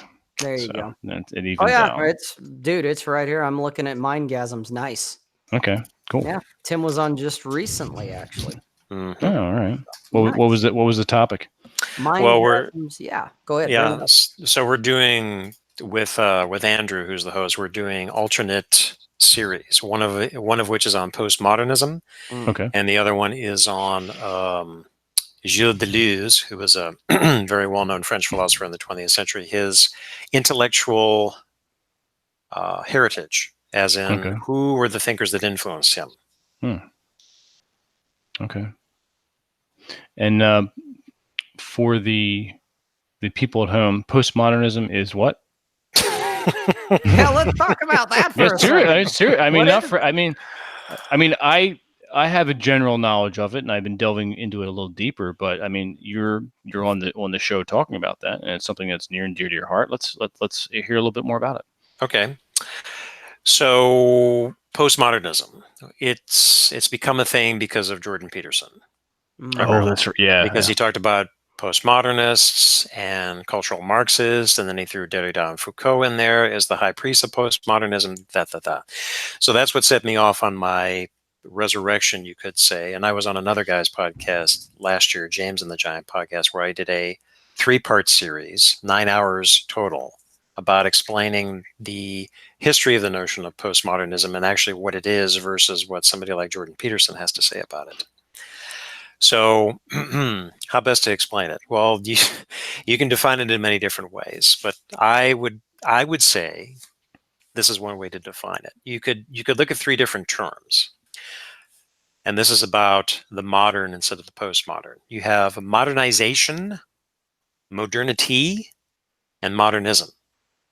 Okay, so let's take each one of those in turn.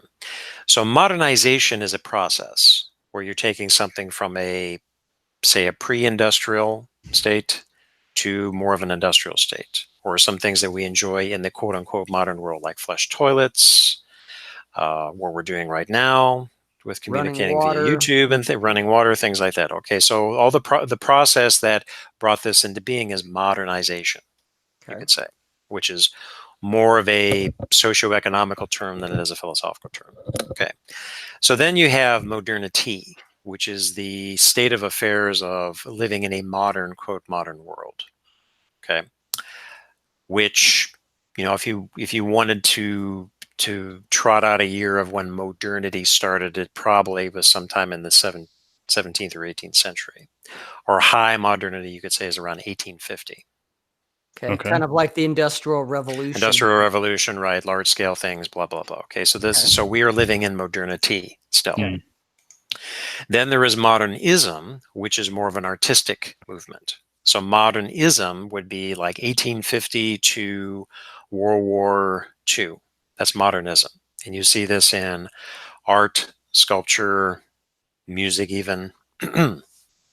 So if anybody that knows the history of art is like people, particularly around World War I, when you had the horrors that brought, Paul Klee and Edvard Munch, the Scream, Picasso with Cubism, all these things. All this is generally what you could describe as modernism, as an artistic movement. Okay. So now let's look at the post. So post-modernization really doesn't make sense as a term. Postmodernism kind of makes sense as a term, but more, again, as an artistic thing. So moving beyond a modernist form into something that casts aside forms, like is when you're starting to get into like abstract art, a Jackson Pollock, for example. Yeah. Okay, so that doesn't have a specific form to it. Or maybe even Mark Rothko really doesn't have a specific form to it. And, check your history of art to see what we're talking about here. And then postmodernism is more what you would find in the 80s and 90s up until 2000, where you're looking at really, I don't hesitate to say, really ridiculous looking art. Yeah, you could probably call that postmodernist. Yeah, you could probably call that postmodernism. Yeah. Okay. Now, postmodernity is a different kettle of fish, because, and I draw heavily upon a Polish sociologist, Zygmunt Bauman, who wrote extensively on this in the 90s and early 2000s, where he used postmodernity to describe something that was going on with modernity, but definitely not large scale rationalization, huge forms, or things like that. And then he eventually abandoned that term for something he called liquid modernity, which is modernity is still happening, but liquid is things are dissolving. You don't have large solidified structures. One example he pointed to as a poster child of high modernity was the Soviet Union. Because in the Soviet Union, you had the 5-year plans, collectivization of the farms, things like that, trying to do things on a very large scale. But in the process, you had environmental problems, pollution, all that stuff. They really didn't come to light until the Soviet Union collapsed. And then with the collapse of the Soviet Union is when high modernity, or that modernizing type of project, really is shown to have its shortcomings, failures. And now you're living in a postmodern world where it's just, you really shake your head of what the hell happened. I mean, like what lots of people talk about with the social justice warriors and all Yeah. this stuff. So it's kind of a postmodern, liquid modern type of a world where it's just, in many respects, it doesn't make sense. So There's an infinite number of interpretations, so therefore nothing is wrong. well, no, I wouldn't say that. I wouldn't No? say that there's an infinite number of interpretations. This is where they have a misreading for that. There are several different interpretations, but it doesn't mean that it's infinite. Okay. I mean, you could have interpretation upon interpretation upon interpretation. But I guess that's what I mean. Yeah. Yeah, but this is not to say is that everything is relative. You know, that just bugs the shit out of me whenever people talk about that. Oh, it's all relative, man. No, it's not. You can have many different perspectives on things, but you can't say that everything is relative because, as critics would point out, is well, that would mean science is relative, and then Oh God, that's planes true. wouldn't be able to fly if everything was relative, would it? and gravity wouldn't be a thing. Gravity wouldn't be a thing, right? Gravity is damn sure. relative. Yeah. Right. So that's a long roundabout answer to what we've been trying to unpack with postmodernism and postmodernity in our series. Okay. I like it. Yeah. You can kind of go down a rabbit hole there. I definitely appreciate your, as you say, unpacking it or talking about, kind of defining it, because I've heard the term thrown around, and I definitely understand, post kind of means after. Mm-hmm. And I get a general, kind of my own very, very limited and high level view of it, because I'll admit I'm not much of a philosopher, but I've always looked at it as postmodern. To me has always been kind of like, I guess for the plebe in me, I'm just one of the unwashed masses in that sense. As I look at it, it goes, postmodernism to me basically is kind of like equals shithole. That it's like, this is when things it's kind of things go south. Yeah. Because you look at our current day and age, and while like Tim just said, it's not that everything's relative, but at the same time it kind of devolves to this, well, it's feelings over facts type of thing. And so even gravity's relative, and it's just like, no, or paint splatter on a canvas equals art. And it's like, no, that isn't necessarily art. That's paint splatter on a canvas. Come on. Yeah, there was no time and effort and real skill put into that one. No, there's no hidden meaning behind it either. No, yeah, it's just, it's just monkeys flinging shit at the wall, Mm-hmm. and that's kind of how I've looked at it. That anytime I hear postmodern or postmodernism, I'm kind of like, well, that's a shithole. It is our current state of affairs when it comes to kind of where we're at in the world now. That it's like, well, can we go back to a classical era where it was realism or something, and people actually had skill and it took time and it meant something. Thank you. Yeah, well, that's one of the rubs. I mean, I discussed this in the other podcast series where I remember when I took a history of art class way back in the day when I was an undergraduate. And you start from the classical forms, and then you get up to pop art and Andy Warhol. Okay. And I remember distinctly the instructor, because we saw a lot of slides and we had a pretty good textbook, saying something to the effect is that when you came to pop art, you kind of reached the limits of what you could do, because all the forms, it seemed, had been exhausted up until that point. And if you were revisiting something, and this is where the neo comes in, like a neoclassical or a neo-modernist or whatever it is. The new old. Yeah. Yeah, you're just kind of revisiting an already existing form, pouring new wine into old bottles, so to speak. I like that. So it's really not breaking new ground necessarily particularly when you're talking about art.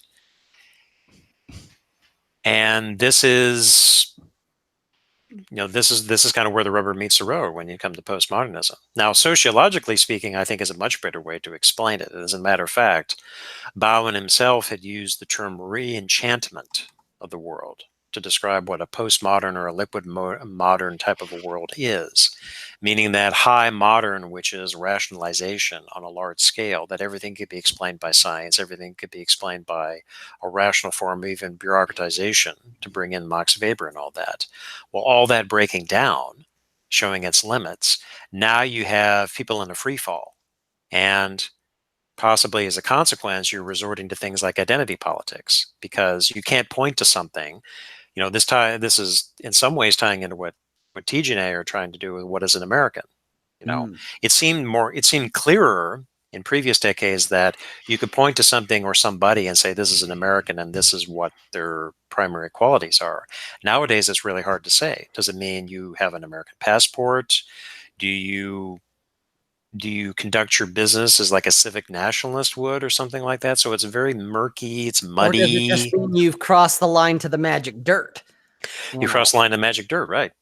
Exactly. Yeah. So anybody who resides within the boundaries of the U.S. is an American, even though they don't conduct their business in ways that those of us who's lived all of our lives here would say is an American. So that's where I think it's a better description of what postmodernism or postmodernity is, more from a sociological perspective, not from what is truth and truth is relative and what do you say about science and things like that. Those are classical philosophical terms. They've been debating those for centuries. Right. It's already been done. So you guys are taking it to another direction. Okay. Yep. I like it. It is a good question too of what is an American, because depending on your point of view, everybody's going to have their own definition. It is going to be, well, you were born here, or you went through immigration and the naturalization process, or it's just, hey, you crossed the border and got onto the magic dirt, so that makes you an American. Which in my own opinion, no, it does not. It's like, just because you came onto the soil, anyone stepping off of an airplane, whether they're visiting or they're planning to stay for an extended period of time, by that definition would make them an American. And no, you are not. It's like you've got to either be born here in my book, or you've had to go through the naturalization process. And then in my opinion, that doesn't guarantee it, but it could make you an American. But that's me. So interesting. Interesting. Very interesting. Yeah. So that's been my project on those podcast series. Okay. Now, are you planning on your own website anytime soon? Well, that's a good question. I've been kicking around that idea, and as you guys have been doing this for a while, maybe I could pick your brain on it. So it is. I could tell you what gives me pause of doing it. Number one is a time commitment, which is really not too much of an issue because I have a pretty good schedule where I have a lot of free time to put something together. Second would be the topic itself. Now, mine would not be the only philosophy podcast that's out there. There's other ones that have been running for 10 years or so. Like the Partially Examined Life is one that I've listened to on and again, and they've been doing it for a while.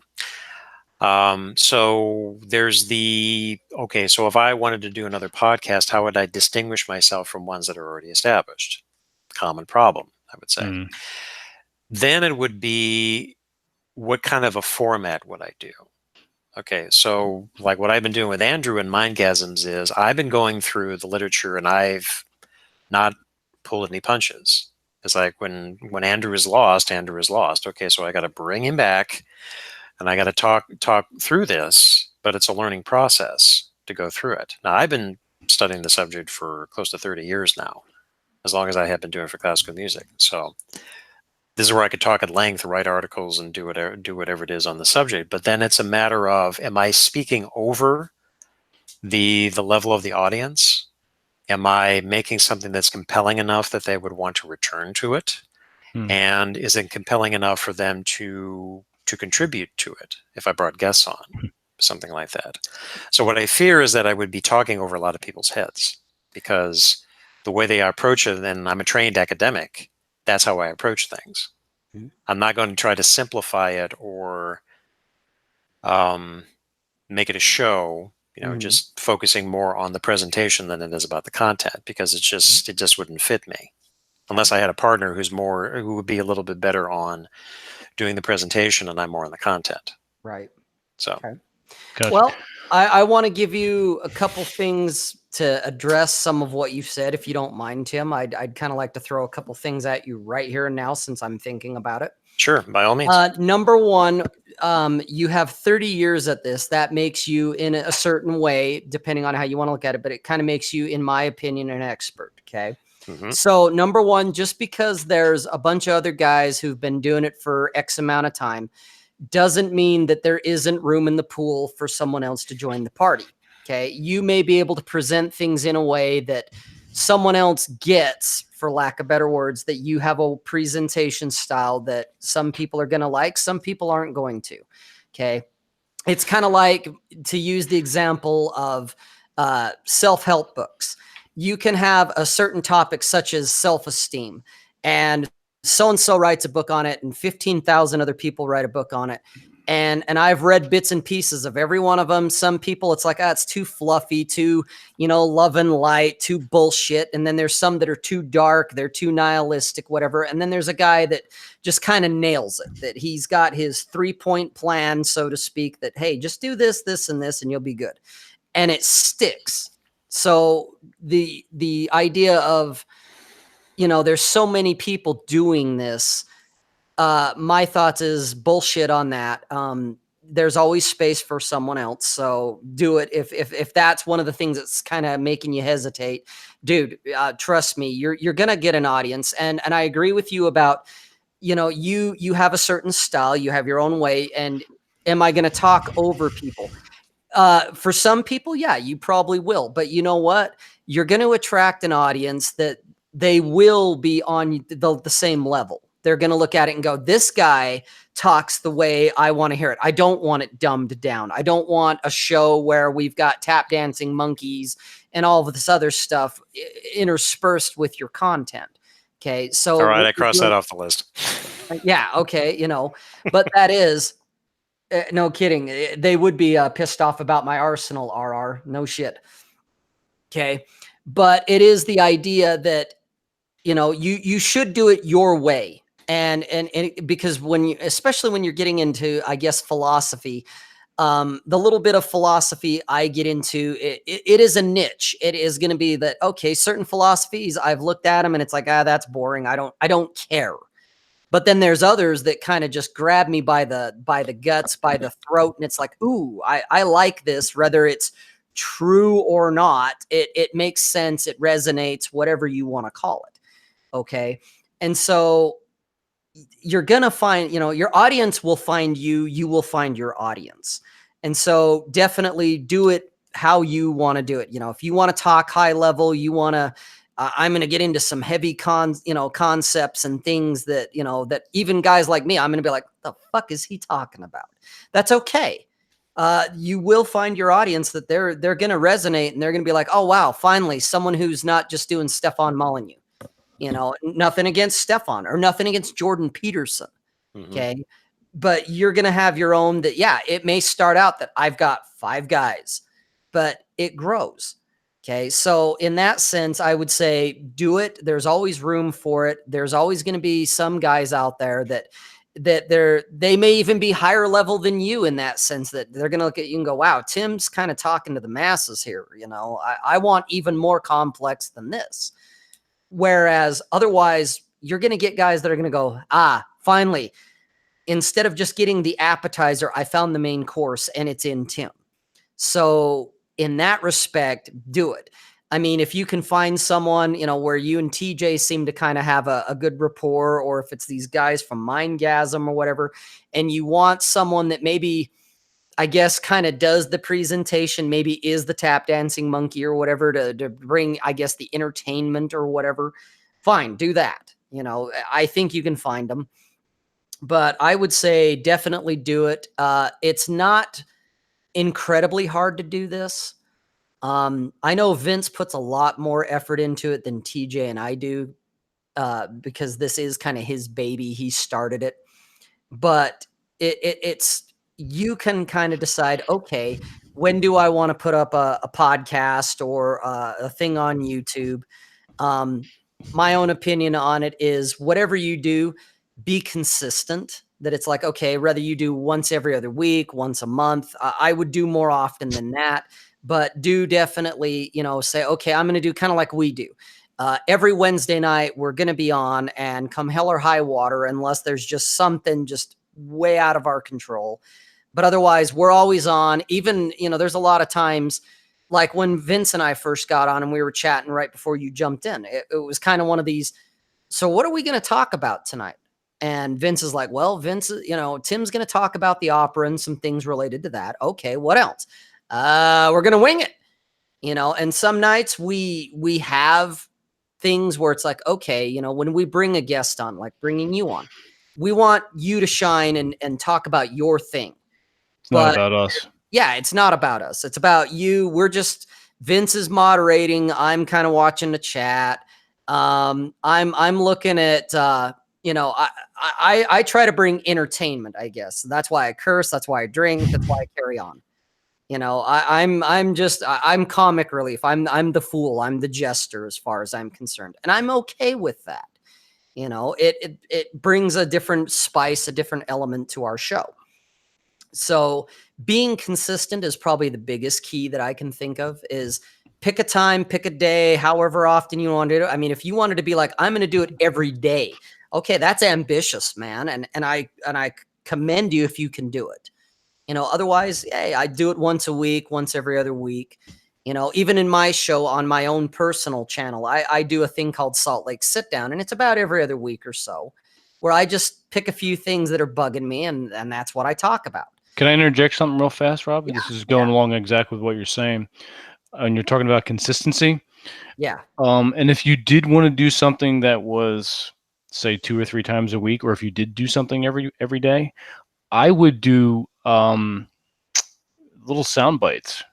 Yeah, like 5 minutes. Either 5 to no more than 15 minutes. Whether that's philosophy, art, opera, whatever, and whatever. And you're not constrained like, oh, I have to go 2 hours, or what am I going to talk about, or I have to go an hour. You're putting out a 15-minute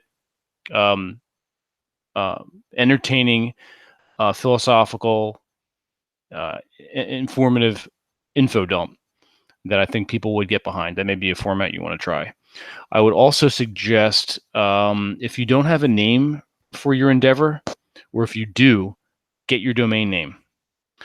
Go to a domain host, name.com, or I would actually stay away from register. They're register.com. They're a bit expensive. I would go to name.com. You can get your domain name and the privacy, the secure privacy addition to that, which keeps your name off of the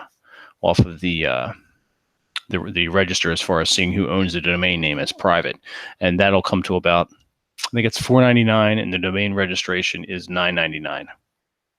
So I would go ahead and do that first. Get that out of the way. Okay. Yeah. Make sure you own the domain name. You want that. I see a lot of people. Mr. Aaron Clarey, TJ. You should know that TJ is out and about in the wild adventuring, and he will be back for the next weekend. No, you're interrupting me. Stop that, Aaron. All right. So, yeah, you want to get your domain name and get it through a domain register, name.com, or register if you want. And I see a lot of people, they go with the web hosting, and as part of a web hosting package, free domain name. The only problem I have with that is if the web host goes belly up, or they decide they don't like your content, you're gone. So, and they can fool with your domain name. This way, if you go with the registrar, you're going to have control over the domain name. You own that, and you can point that DNS to whatever new web host that you have. So those are your 2 things. Get your domain name, and make sure it's not part of a web host. It's through the registrar itself. So that's some homework there. And as Rob says, consistency, small little sound bites, and then obviously there are times where you want to have a guest on, or you want to talk longer than 15 minutes, and that's perfectly fine. Eating with Eaton coming soon. Okay, see, that's perfect. You'll remember that. It's like the same thing with Masculine Geek. I mean, the name says it all. You remember that, so that's a good idea too. Eaton brings up a good point. Even if he didn't mean to do so, or if he did, that's cool too. A name that pretty much describes what you're doing, if at all possible. and go with the top level domain, which is the .com or the .org. There are so many out there, not the .org, the .net or the .com. Okay. Yeah, so those are things you can add to the list before you get started. Okay. But yeah. So how about format? So I consume a lot of podcasts and I watch a lot of programs on YouTube. So there seems to be a pretty standard format that people follow. It's either going solo or in a group. And that's up to Interviews. you. You can do both. Yeah, doing solo is great if you kind of know your topic, and I guess you can call it, for lack of better words, you kind of just go on kind of your own tirade, your own rant, so to speak. That if you don't really need a co-host or someone to bounce ideas off. In my own personal show, the majority of everything I do is pretty much just me kind of talking to myself, for lack of better words. But at the same time, doing shows like what we're doing right now, I definitely like having other people on, because you can bounce ideas off each other. You can kind of, you can kind of explore a topic and do whatever, whether it's humor or it's, hey, I never thought about that. And okay, now we're going down this rabbit hole. And so it's a matter of, whatever you want to do. I will say, if you want to get a little more credibility and exposure, it's good to have guests on, kind of like we do. That if you bring on other people that maybe are, you're a fan of theirs, that, hey, I really like this guy, I want to bring him on, see if he'll come on. So you hit him up, you ask him, hey, I'm doing a show, would you like to be on it? Some of them are going to say, great, sure. Some are going to say, nah, I'm busy, whatever it may be. So it really just kind of depends on what you want to do. I know, like, when Aaron does his show, he's very particular about who he brings on, because he wants a certain dynamic, which I totally understand. And so, he's got a couple different guys that work really well with him. And so that's kind of what he does. And those are his guests. And, it's kind of like me, TJ, and Vince. We tend to have this weird dynamic that we all kind of bring this weird energy that seems to work. That all three of us are, we have our thing. TJ is definitely our philosophy guy, as far as I'm concerned. Vince tends to interject and throw a few things out there. He's in my book, he's kind of like the pun guy in a way. And the moderator. And he's the moderator. He kind of keeps things on track so that me and TJ don't go too far out into the deep Oh end. my God. What? Yes, that's true. You do. Yeah, because we both can go off. And then, of course, yeah, like I'm doing right now. And then there's me, that, I'm the Joker. It's like everything burns. Let's throw some gasoline on the fire. Why not? And so that's what we do. But it seems to work. It seems like, a lot of the guys who come on and watch keep coming back, because they're getting something out of it, even if it's just pure entertainment. Like, oh, what is Rob drinking tonight? He's drinking that piss again, or whatever it may be. And so you kind of, a lot of it you figure out as you go along. Each episode, we learn from it, because we kind of talk later on and kind of critique each other and say, okay, what do you think went well? What went over like a fart in church? And the things that seem to work, we kind of don't mess with those. It's like, okay, that was pretty good. We got, talking to like these guys in the chat. These guys in the chat are awesome. I love when the chat lights up and these people come out and do their thing. And it's, to me, they're almost like right now where there's the three of us on the panel, I guess you could say, these guys in the chat, they're the fourth guy. And so it's great to kind of watch them interact with each other, interact with us. And it gives us ideas, kind of like them asking you questions about different, operas and stuff that I would have never thought of.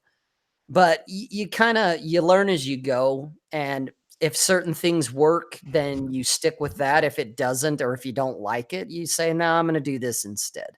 And so you kind of sort it out, as long as in general kind of what your main theme is, I guess, that, okay, I'm going to primarily talk about opera and philosophy. And that's a quick thing too, Rob. And you bring up another good point is, just do it. Yeah. Oh yeah. Don't Absolutely. Just don't overthink it. And that's what that went briefly through my head when I was thinking of Masculine Geek. And I thought, oh, I got to do research. And no, you know what?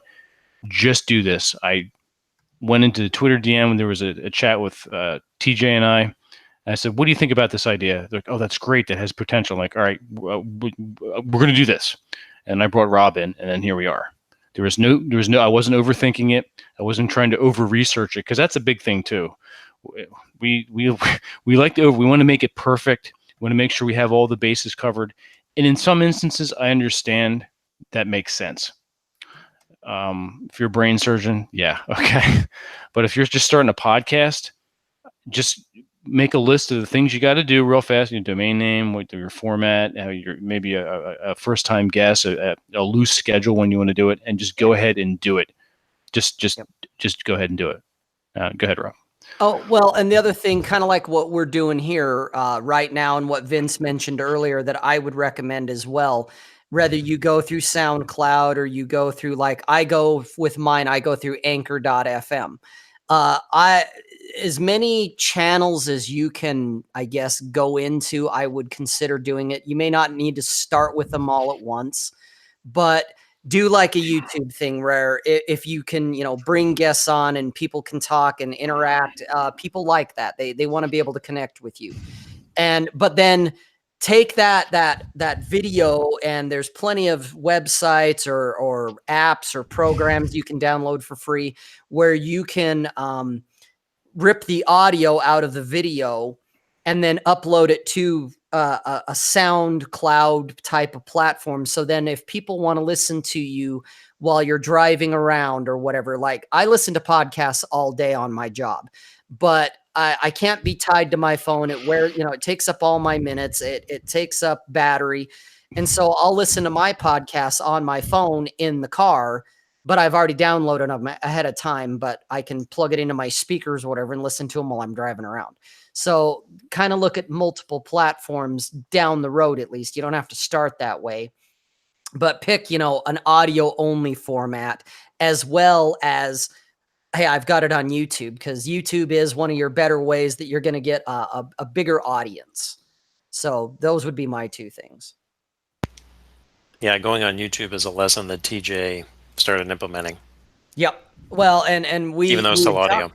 Yeah, and that was something Vince and I both had said to him, because I listen to his podcasts all the time, where he's got it on his SoundCloud or whatever, but where he's part of our show, and it's fun to see him as well as hear him. We get more views. Yeah, we really do. And that's where Vince and I both kind of said to him after one of the shows that it's like, dude, you're already doing it with us. Why not just do your own channel and just do your Mountain Cast podcast on YouTube as well? Why not just put it there, and then you can rip the audio out. It'll take you like a minute, and then you just upload that to SoundCloud. That way, for the people that want to listen because they are driving around or running or working out or whatever they're doing, they still have that option, but then others can see you. And whether you're live or not, live ones tend to go over better, just because you're getting that real-time interaction with people. I'm seeing the chat going nuts here, and I'm going to be getting to you guys. Just hang on a sec. I got to finish my thought. But do both would be my thoughts, especially where you can do them for free. It's very easy to set up. I know both Vince and I, and I'll speak for myself. If you have questions, Tim, I'll help you, like, hey, I'm going to do YouTube, but I also want to do SoundCloud or Anchor or one of these other. Just shoot a message to me. Let me know, dude. I'll help you out. And what Vince said, I agree with it, which is just do it. Don't overthink it. Don't try to be perfect. You're not going to be. It's better to be flawed and whatever it is, but you have it out there, than I'm trying to make it the best show I can right off the bat, because you'll never get it off the ground. You'll learn as you go, and then as we did the broadcast, we just sort of fell into this this flow, and I think the resonance between TJ, Rob, and I works well, and I think people enjoy that. So we each bring something to the table that's different, but works well as the whole gestalt of Masculine Geek is a good thing.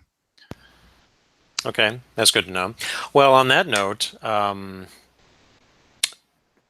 would ask for your guys' feedback to look at the Mindgasms. Okay. There's a few of them that I've done, so you can just pick one of those. Okay. And then I'll go ahead and send you, Vince, the link to, you could distribute it to DJ and Rob, of the podcast that I did last year for Postmodernism. Okay. And then just to get feedback on delivery, the subject matter itself. I mean, is it easy enough to follow, even though it is, academic? Mm-hmm. And the rapport, because I think that I have a much better rapport with Andrew on Mindgasms than I did for James. Particularly for the first episode that I did in the series with James. James was silent for the most time because, I mean, he's like, God damn, this guy knows his shit. I don't have anything to say on this.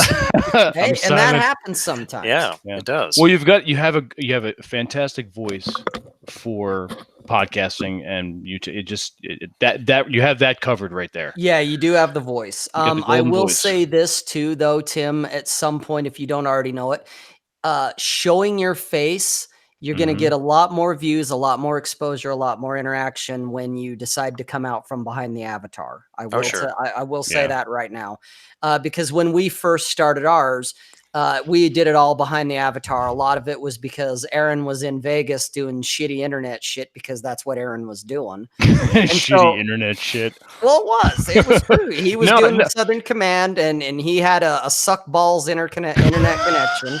So he's like, hey guys, I can only do sound, basically. I'm not going to be able to do video. So we all kind of decided, we're just going to do the audio part, basically. You're just going to see our avatars. And that's what we did. But then about the 4th or 5th or 6th episode, we all kind of started just showing our faces, and those have a lot more views, a lot more interaction, because people can see you. They can see, kind of like when I was doing the O and the Q position, someone listening would be like, the fuck is he doing? Yeah. Because they can't see it, because I didn't do any representation. Guys, for you that are just listening, the O position is with your mouth hanging open while you're sleeping. The catching Q flies. position, yes, catching flies. Consider it like a Venus flytrap. And for the Q position, it's your mouth open and your tongue hanging out. Okay, so now there, I've just gone ahead and described it for those that are only listening. But otherwise, they get to see your facial expressions. They get to see that you're waving your hands and acting like a spaz, like I'm doing right now. Well, that's part of it too. Is it's almost the pageantry that you bring to it. Yeah. I mean, when you think about it, it's TJ turning red because of something lewd that we said. Yeah, Rob, seeing him flush. Yeah, seeing me start getting drunk, and it's like, oh god, and I'm Rob's just shaking my head like. Yeah, exactly. It's Jesus Christ, really, guys. Hey, Atham, look that up, will you? Yes, or they're talking about my hair or the hat or what Rob's drinking and the guns behind him. Exactly. That's all like, oh my god, what is that going on in the background? Someone listening, unless I explain it, has no idea what the guns in the background are. And for you guys listening only, I'm not going to tell you what the guns. You have to watch, you bastard. You're gonna have to fucking watch it, and then you can see the guns and watch the chat where I explain what those guns in the background are. Watch your mouth. Sam's going to come for you. Oh, that's right. Got to watch out for Sam. He's gonna be like, "Stop cursing." It's a family. This is a family. This is children. This is a family show. Yeah, whatever. right. You mean a dysfunctional family show? Yeah, that's okay. I was waiting for somebody to bring that up. Children. Yeah. Oh yes, Vader, right, yeah. Jack. My giant Darth Vader. It's not a candle. It's a bust that lights up. Thanks, RR. Yeah, we like to think it's kind of like that too. Yeah, like you're chatting with us because you can see us. It has that whole storytelling, sitting around the table by sitting the fire. Around the campfire. The campfire, yeah. That's what we need. We'll have to do a campfire nights. Episode. Yeah. Oh, and Rob, this Saturday we have another cartoon episode to do. Okay, that's the first. Yeah, I'll be available. All right, cool. We'll do it. What are the cartoons you're going to discuss? Well, it's sort of like it's a play on words because on Saturday mornings when we were kids, we would get up early and watch cartoons. But, Jack, you have no idea. Yeah. So we just talk about. Sometimes we talk about cartoons, but we'll talk about anything geeky. We just wake up, our voices are all raspy. We're drinking coffee. Although Rob has been getting up very early lately. Yeah, like I'm getting up at like 6 o'clock to be ready. The funny thing is, the first time we did it, I got up all early, got all dressed. Here I am ready to go, bright-eyed and bushy-tailed. These two assholes roll on, and they just barely had gotten out of bed. Their hair's all fucked up. And It was like they're 15 like, oh, minutes. God, I just barely woke up. And it's like, this was your fucking idea. Get up. I wasn't late. Was not late. No, you guys were on time. We were on time. Well, We just I have looked an like idea shit. for the cartoon episode. I think that I would like to participate in it too, to really do one on the Warner Brothers and the Tom and Jerry cartoons. Yeah, if you want to come on this Saturday, we do it at 10 Eastern. Okay, I'm not sure about this Saturday, but Oh my God. I'll put it on my calendar if I have the time, because We I do- really think, because we already touched on this in the terms of the opera and I really, the further away I am from it, and you don't think about it at the time, because I saw these cartoons in the early 80s when they were still in syndication, is how well made they are and how much they referenced even some of the things that, for example, like Aaron talks about, is, you look at some of the Tom and Jerry ones, and you get Douglas Fairbanks in them, or like some of the old movie stars are in those cartoons. And if you watch them, you're just like, who the hell is this? You see these people, or Cary Grant, or Humphrey Bogart, or whatever it is. They're in the cartoons there, and then the classical music is interspersed in that, and you get the humor is not, it's not crude humor, or it's not silly humor, or whatever it is. It's just kind of slapstick, or even sophisticated humor. I think they're really well done, and it's a shame you don't see things like that anymore. No, you're absolutely correct. Yeah. No, we would love to have you on the cartoon hour, which runs more than an hour, but yeah. It's a shtick that we have, and it seems to be fairly popular. Yeah, take it easy, Jack. We'll see you soon. Okay. Yeah. Well, that's all I got. It's my bedtime. It is. We're coming up on. Yeah, we're coming up on the 2-hour mark here. So. Okay, we're gonna go ahead and.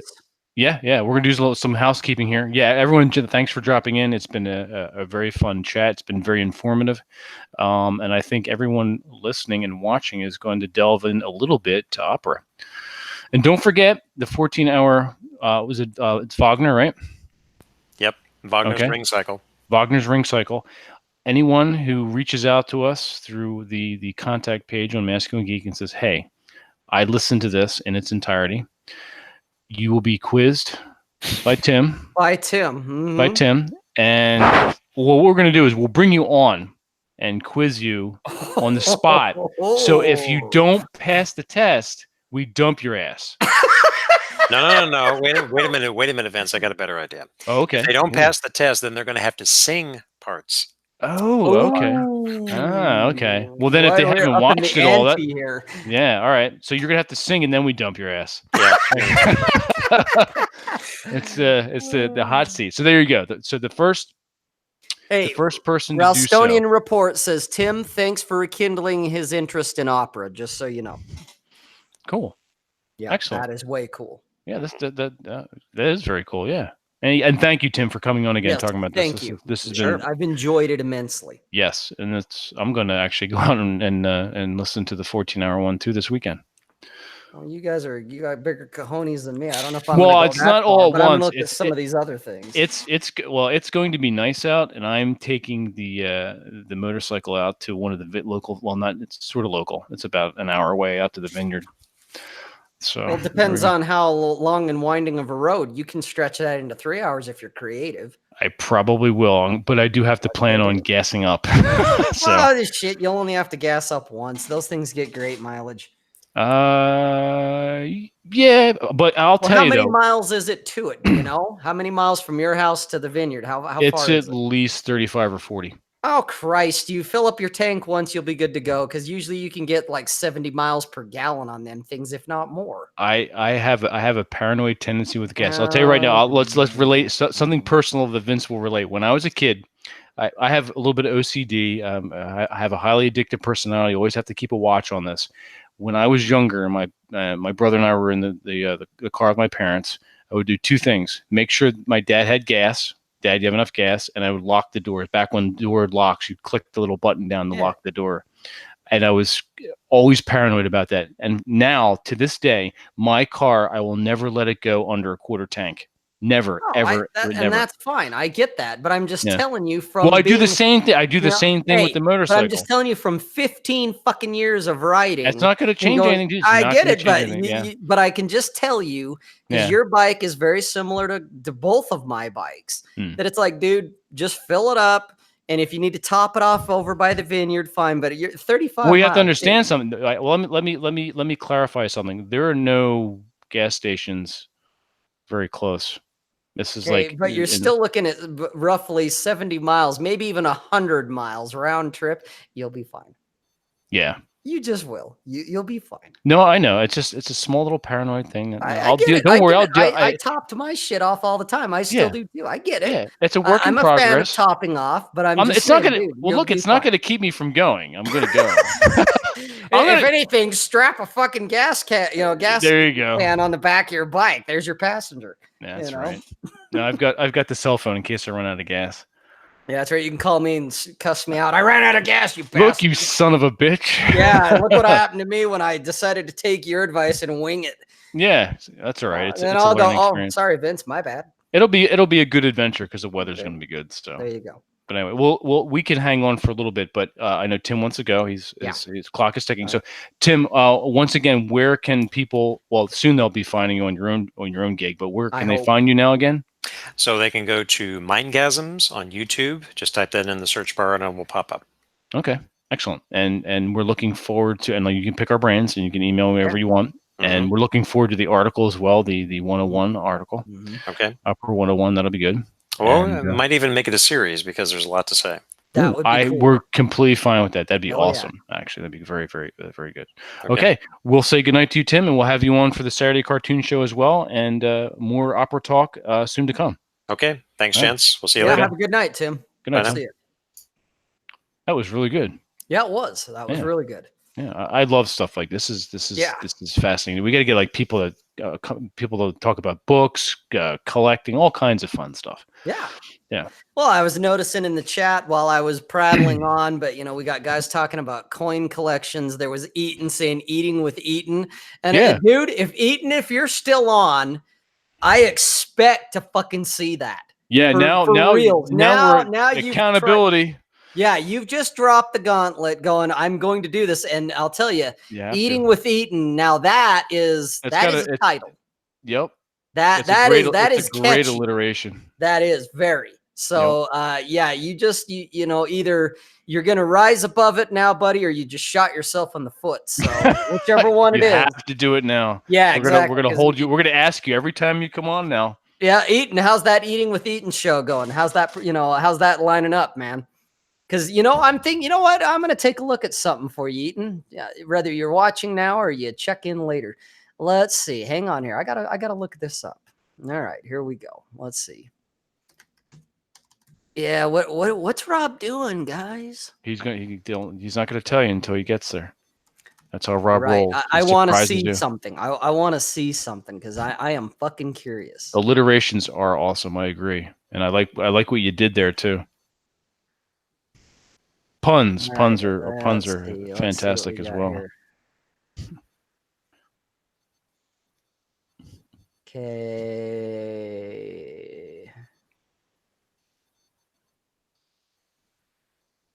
Well, that sucks. Mystery Rob, that's right. Priyanshu, Miss Rob. Okay, hey Eaton. Just so you know, I jumped on one of the registrar sites and I typed in "eating with Eaton," all one word.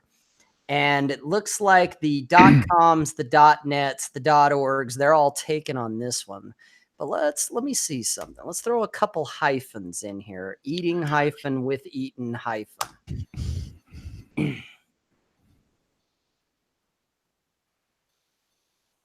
Absolutely. Puns, dad jokes, they are all good stuff.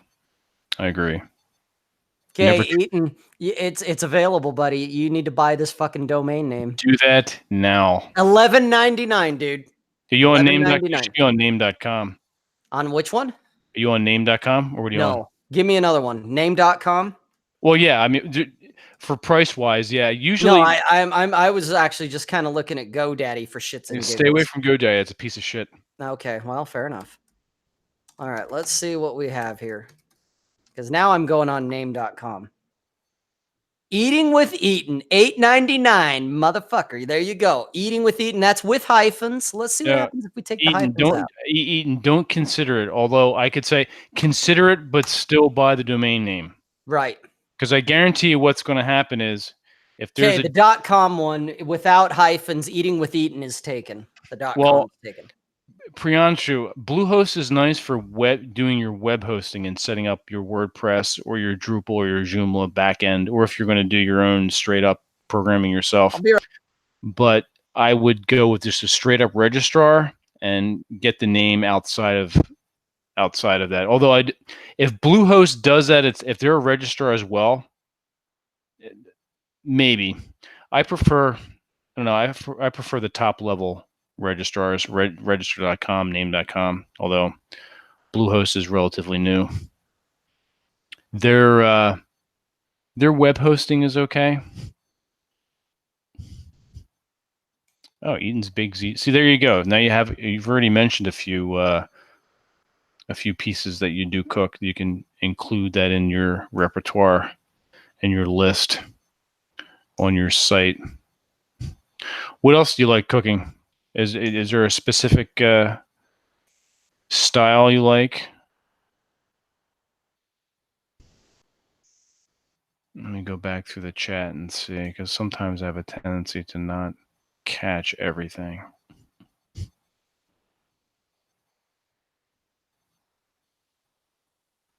Oh, Priyanshu, that's cool. I'm glad you liked the cartoon episode. We were that was a complete experiment on our part, and it seems to be doing well. In fact, I was talking to Rob earlier. The SoundCloud episode 1 is doing pretty good. I think it has over 80 listens so far, which is, we're just starting out. That's not bad. So, but yeah, we'll be doing another one. I'll post the YouTube event for the third cartoon hour, and I'll do my best to be more awake. Yeah, Eden, hop on name.com. Yep. Right now. $8.99. You can pick up that eating-with-eaton.com. It's available. Get the privacy, the security and privacy, because that's going to keep your personal address and phone number, all that shit out. Yep. Off of the who is, what's called the who is information. Yep. So I do that for all my web. I think I have like 30 domain names. Holy fuck, Vince. I don't have, I don't, some of them I'm just sandbagging on because I may be doing something with them. Right. Many of them are my name, and if you type it in, it points out. So. No, and you know what, Eaton, that's another thing too. I'm glad Vince just kind of mentioned that, where he mentioned sandbagging. I like that term. A lot of these registrars, as an example, robsays.net, okay, it just redirects to my blog that is currently connected to WordPress. Okay, I haven't paid for hosting right yet. I'm going to get there, but I haven't done it yet. And so it just redirects is all it does. And you could do that. I mean, it took me seriously like 30 seconds to have my blog set up where it's, red pillow wear mail at .wordpress.com. And I just typed Rob Says and connected the two. So it's just easier to find it. 30 seconds, man. It's easy, dude. You should do it. Seriously. So. What are you referring to, Priyanshu? RMI? I'm not familiar with that. Yeah, what are you talking about? What is that? You mentioned caution. What's that?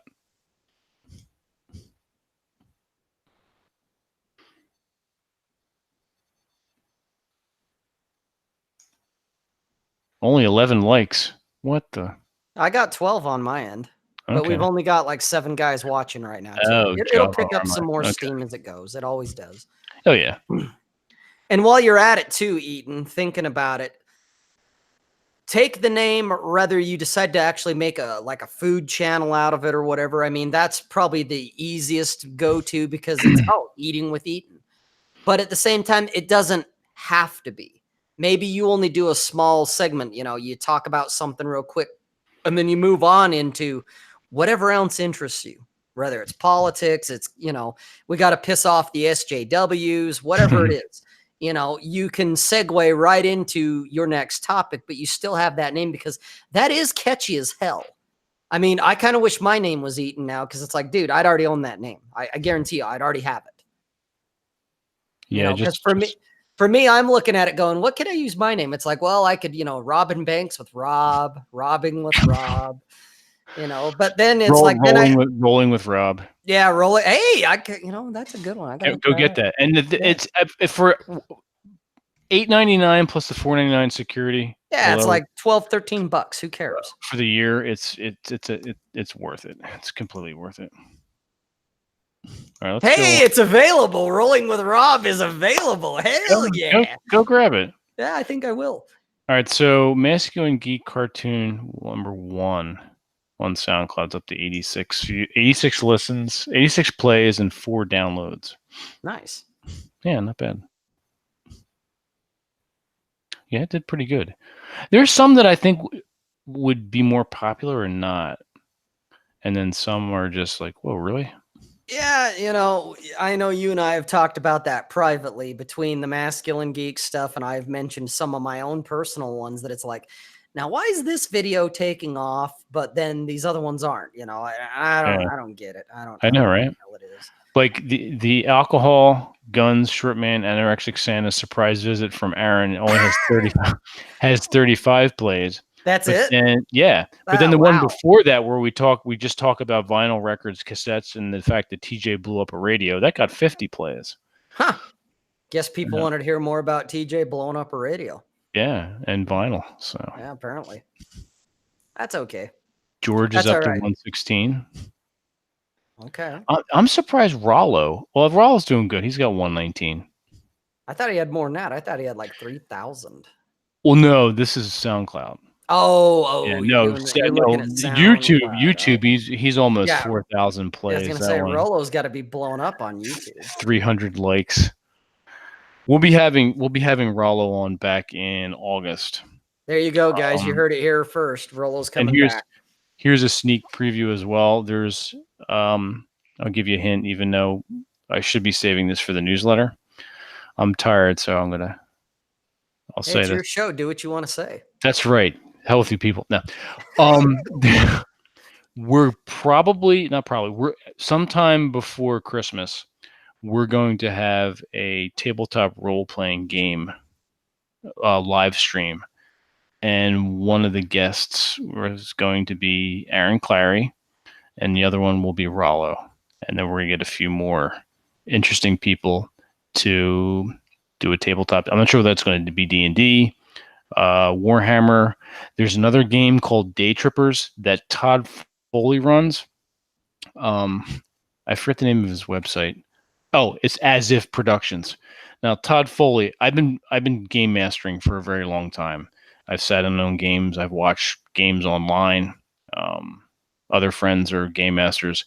Hands down, this man is an amazing game master. Just off the cuff, sometimes not even an outline, and just keeps everything flowing, keeps the story moving, and plays character stories off of each other and builds the story as he goes.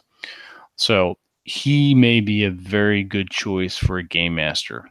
I've always, not that I'm patting myself on the back, but I thought I was a decent dungeon master. Yeah. If he were to DM a game, it would be it'd completely blow away anything that I could do. So I'm going to reach out to him and see if he would be interested in doing that as well. So, but we'll see. That's a tentative thing, at least tentative as far as the time frame is concerned. But that is a broadcast we want to do, and I think that would be interesting. Hell yeah! Yeah, people would get a kick out of that. Is Aaron Clarey just a guest now? Aaron Clarey has a shit ton of things on his plate, and he comes on as a guest here and there. That is correct, Eaton. So yeah, between him moving, building a house, doing asshole consulting, doing his older brother podcast, doing the Clarey podcast, and God, the guy, he's a guy that's got like 85 candles, 85 irons in the fire. So yeah, And he's so, he's yeah, busy. So he comes on for special occasions. He'll do his D&D scene reports on the rare occasions that he goes out to a game store to play. or he'll come on just to give TJ shit or give us shit. Exactly. Yeah. You know. To bust balls, as we say. Yeah. So. Okay, so we're coming up on. It's about what 11:15. Yeah. All right, we're going to sign off now. It's been great fun. We've enjoyed the chat as always. Thank you for joining us. It's good to Yes. see everyone, and it's good to see some new faces, as it were. And Rob, where can people find you? And are you doing anything on your show that people need to hear about? Well, you can find me at my flagship, which is robsays.net. I've got my links to my YouTube channel there. I've got my blog there where I post at least an article a week, if not two. I usually put out a minimum of one video a week. You can find my Anchor FM podcast if you would rather listen and not be tied to a phone screen or your computer screen. And right now, I just kind of did my last Salt Lake sit down, and right at the moment, for the most part, everything I write about, everything I do videos on is more just kind of what's eating Rob, what's bugging Rob, basically. It's good stuff. Yeah, it's not bad. I come up with my own insights primarily for me. My cat likes it. Yeah, your cat seems to think, I'm the cat whisperer, apparently. Rob is indeed the cat whisperer. Yeah, at least for Mowgli. And well, even mine, you guys, I'm sure, saw my cat or one of my cats earlier tonight sitting on my lap because he likes to do that. But go there, go to robsays.net. You can find the YouTube link up the top. You can find the Anchor FM stuff. I've set it up where it's pretty easy to navigate around. And that's where you can find me the easiest. It's got all my social media links on Twitter because I'll get on there to agitate people once in a while. Well, no, not me. I'm not a shit stirrer, not at all. Okay, so yeah, that's where you can find me if when I'm on Twitter, which is not heavily, I'm not on super often because I'm trying to write articles, trying to do videos, plan stuff with Vince and TJ. So I don't have a lot of time to see what other people are doing so much. I don't consume as much as I produce now. But when I do feel those trolling moments and I want to, agitate the pot, that's usually when you'll find me on Twitter. And I'm usually, making fun of somebody or pissing someone off. I'm good at that. But you can find me there. That's probably the easiest platform other than the live podcast or my blog. That's probably the easiest way if you wanted to have direct contact with me is via Twitter. So all the links are there at Rob Says. So just check it out. robsays.net. There you go. And Vince, you? VinceLaRosa.com, although I really don't post there too much. What I'm doing is posting on Masculine Geek when I do. My first novella, Tesla and the Lone Lightning's Call, you can find on Amazon.com. Just type in Vincent J. LaRosa. You'll find that, and you'll find my author page. The second book will be coming out late summer, early August. I've been in feverish contact with text messaging back and forth to my book designer, Adam Baker. We're coming up with ideas for the second book cover. I finished the extra action scene I wanted to put in there, so that's done. I want to give it one more run through with the editor, and I'm also going to send it out to some beta readers. And one of those, what he's finding out now is going to be Rob. So now, Rob, hey, I'll read it. Cool, thank you. Send it to me. Absolutely, I'll whip up the PDF this week. Cool. This upcoming week. So you can do that. Obviously, masculinegeek.com. We're on SoundCloud. Just type in Masculine Geek into the SoundCloud search. We will pop up. And once again, this is, I believe, the third time I'm mentioning our newsletter. Get on that. It's entertaining information and stories and a variety of topics that we don't talk about on Masculine Geek. So it's all novel. It's all new. Comes out once a week. We don't bug you. We don't spam you. You just get good content to start your week every Monday morning. That's like a shot of coffee. Exactly. So on that note, we are going to sign off. And just remember, this Saturday at 10 a.m. Eastern will be Masculine Geek Cartoon Hour number 3. So stay tuned for that. Get on set your reminders. And hopefully we see you Saturday morning. And until then. Have a good night, guys. We'll see you next time. Good night.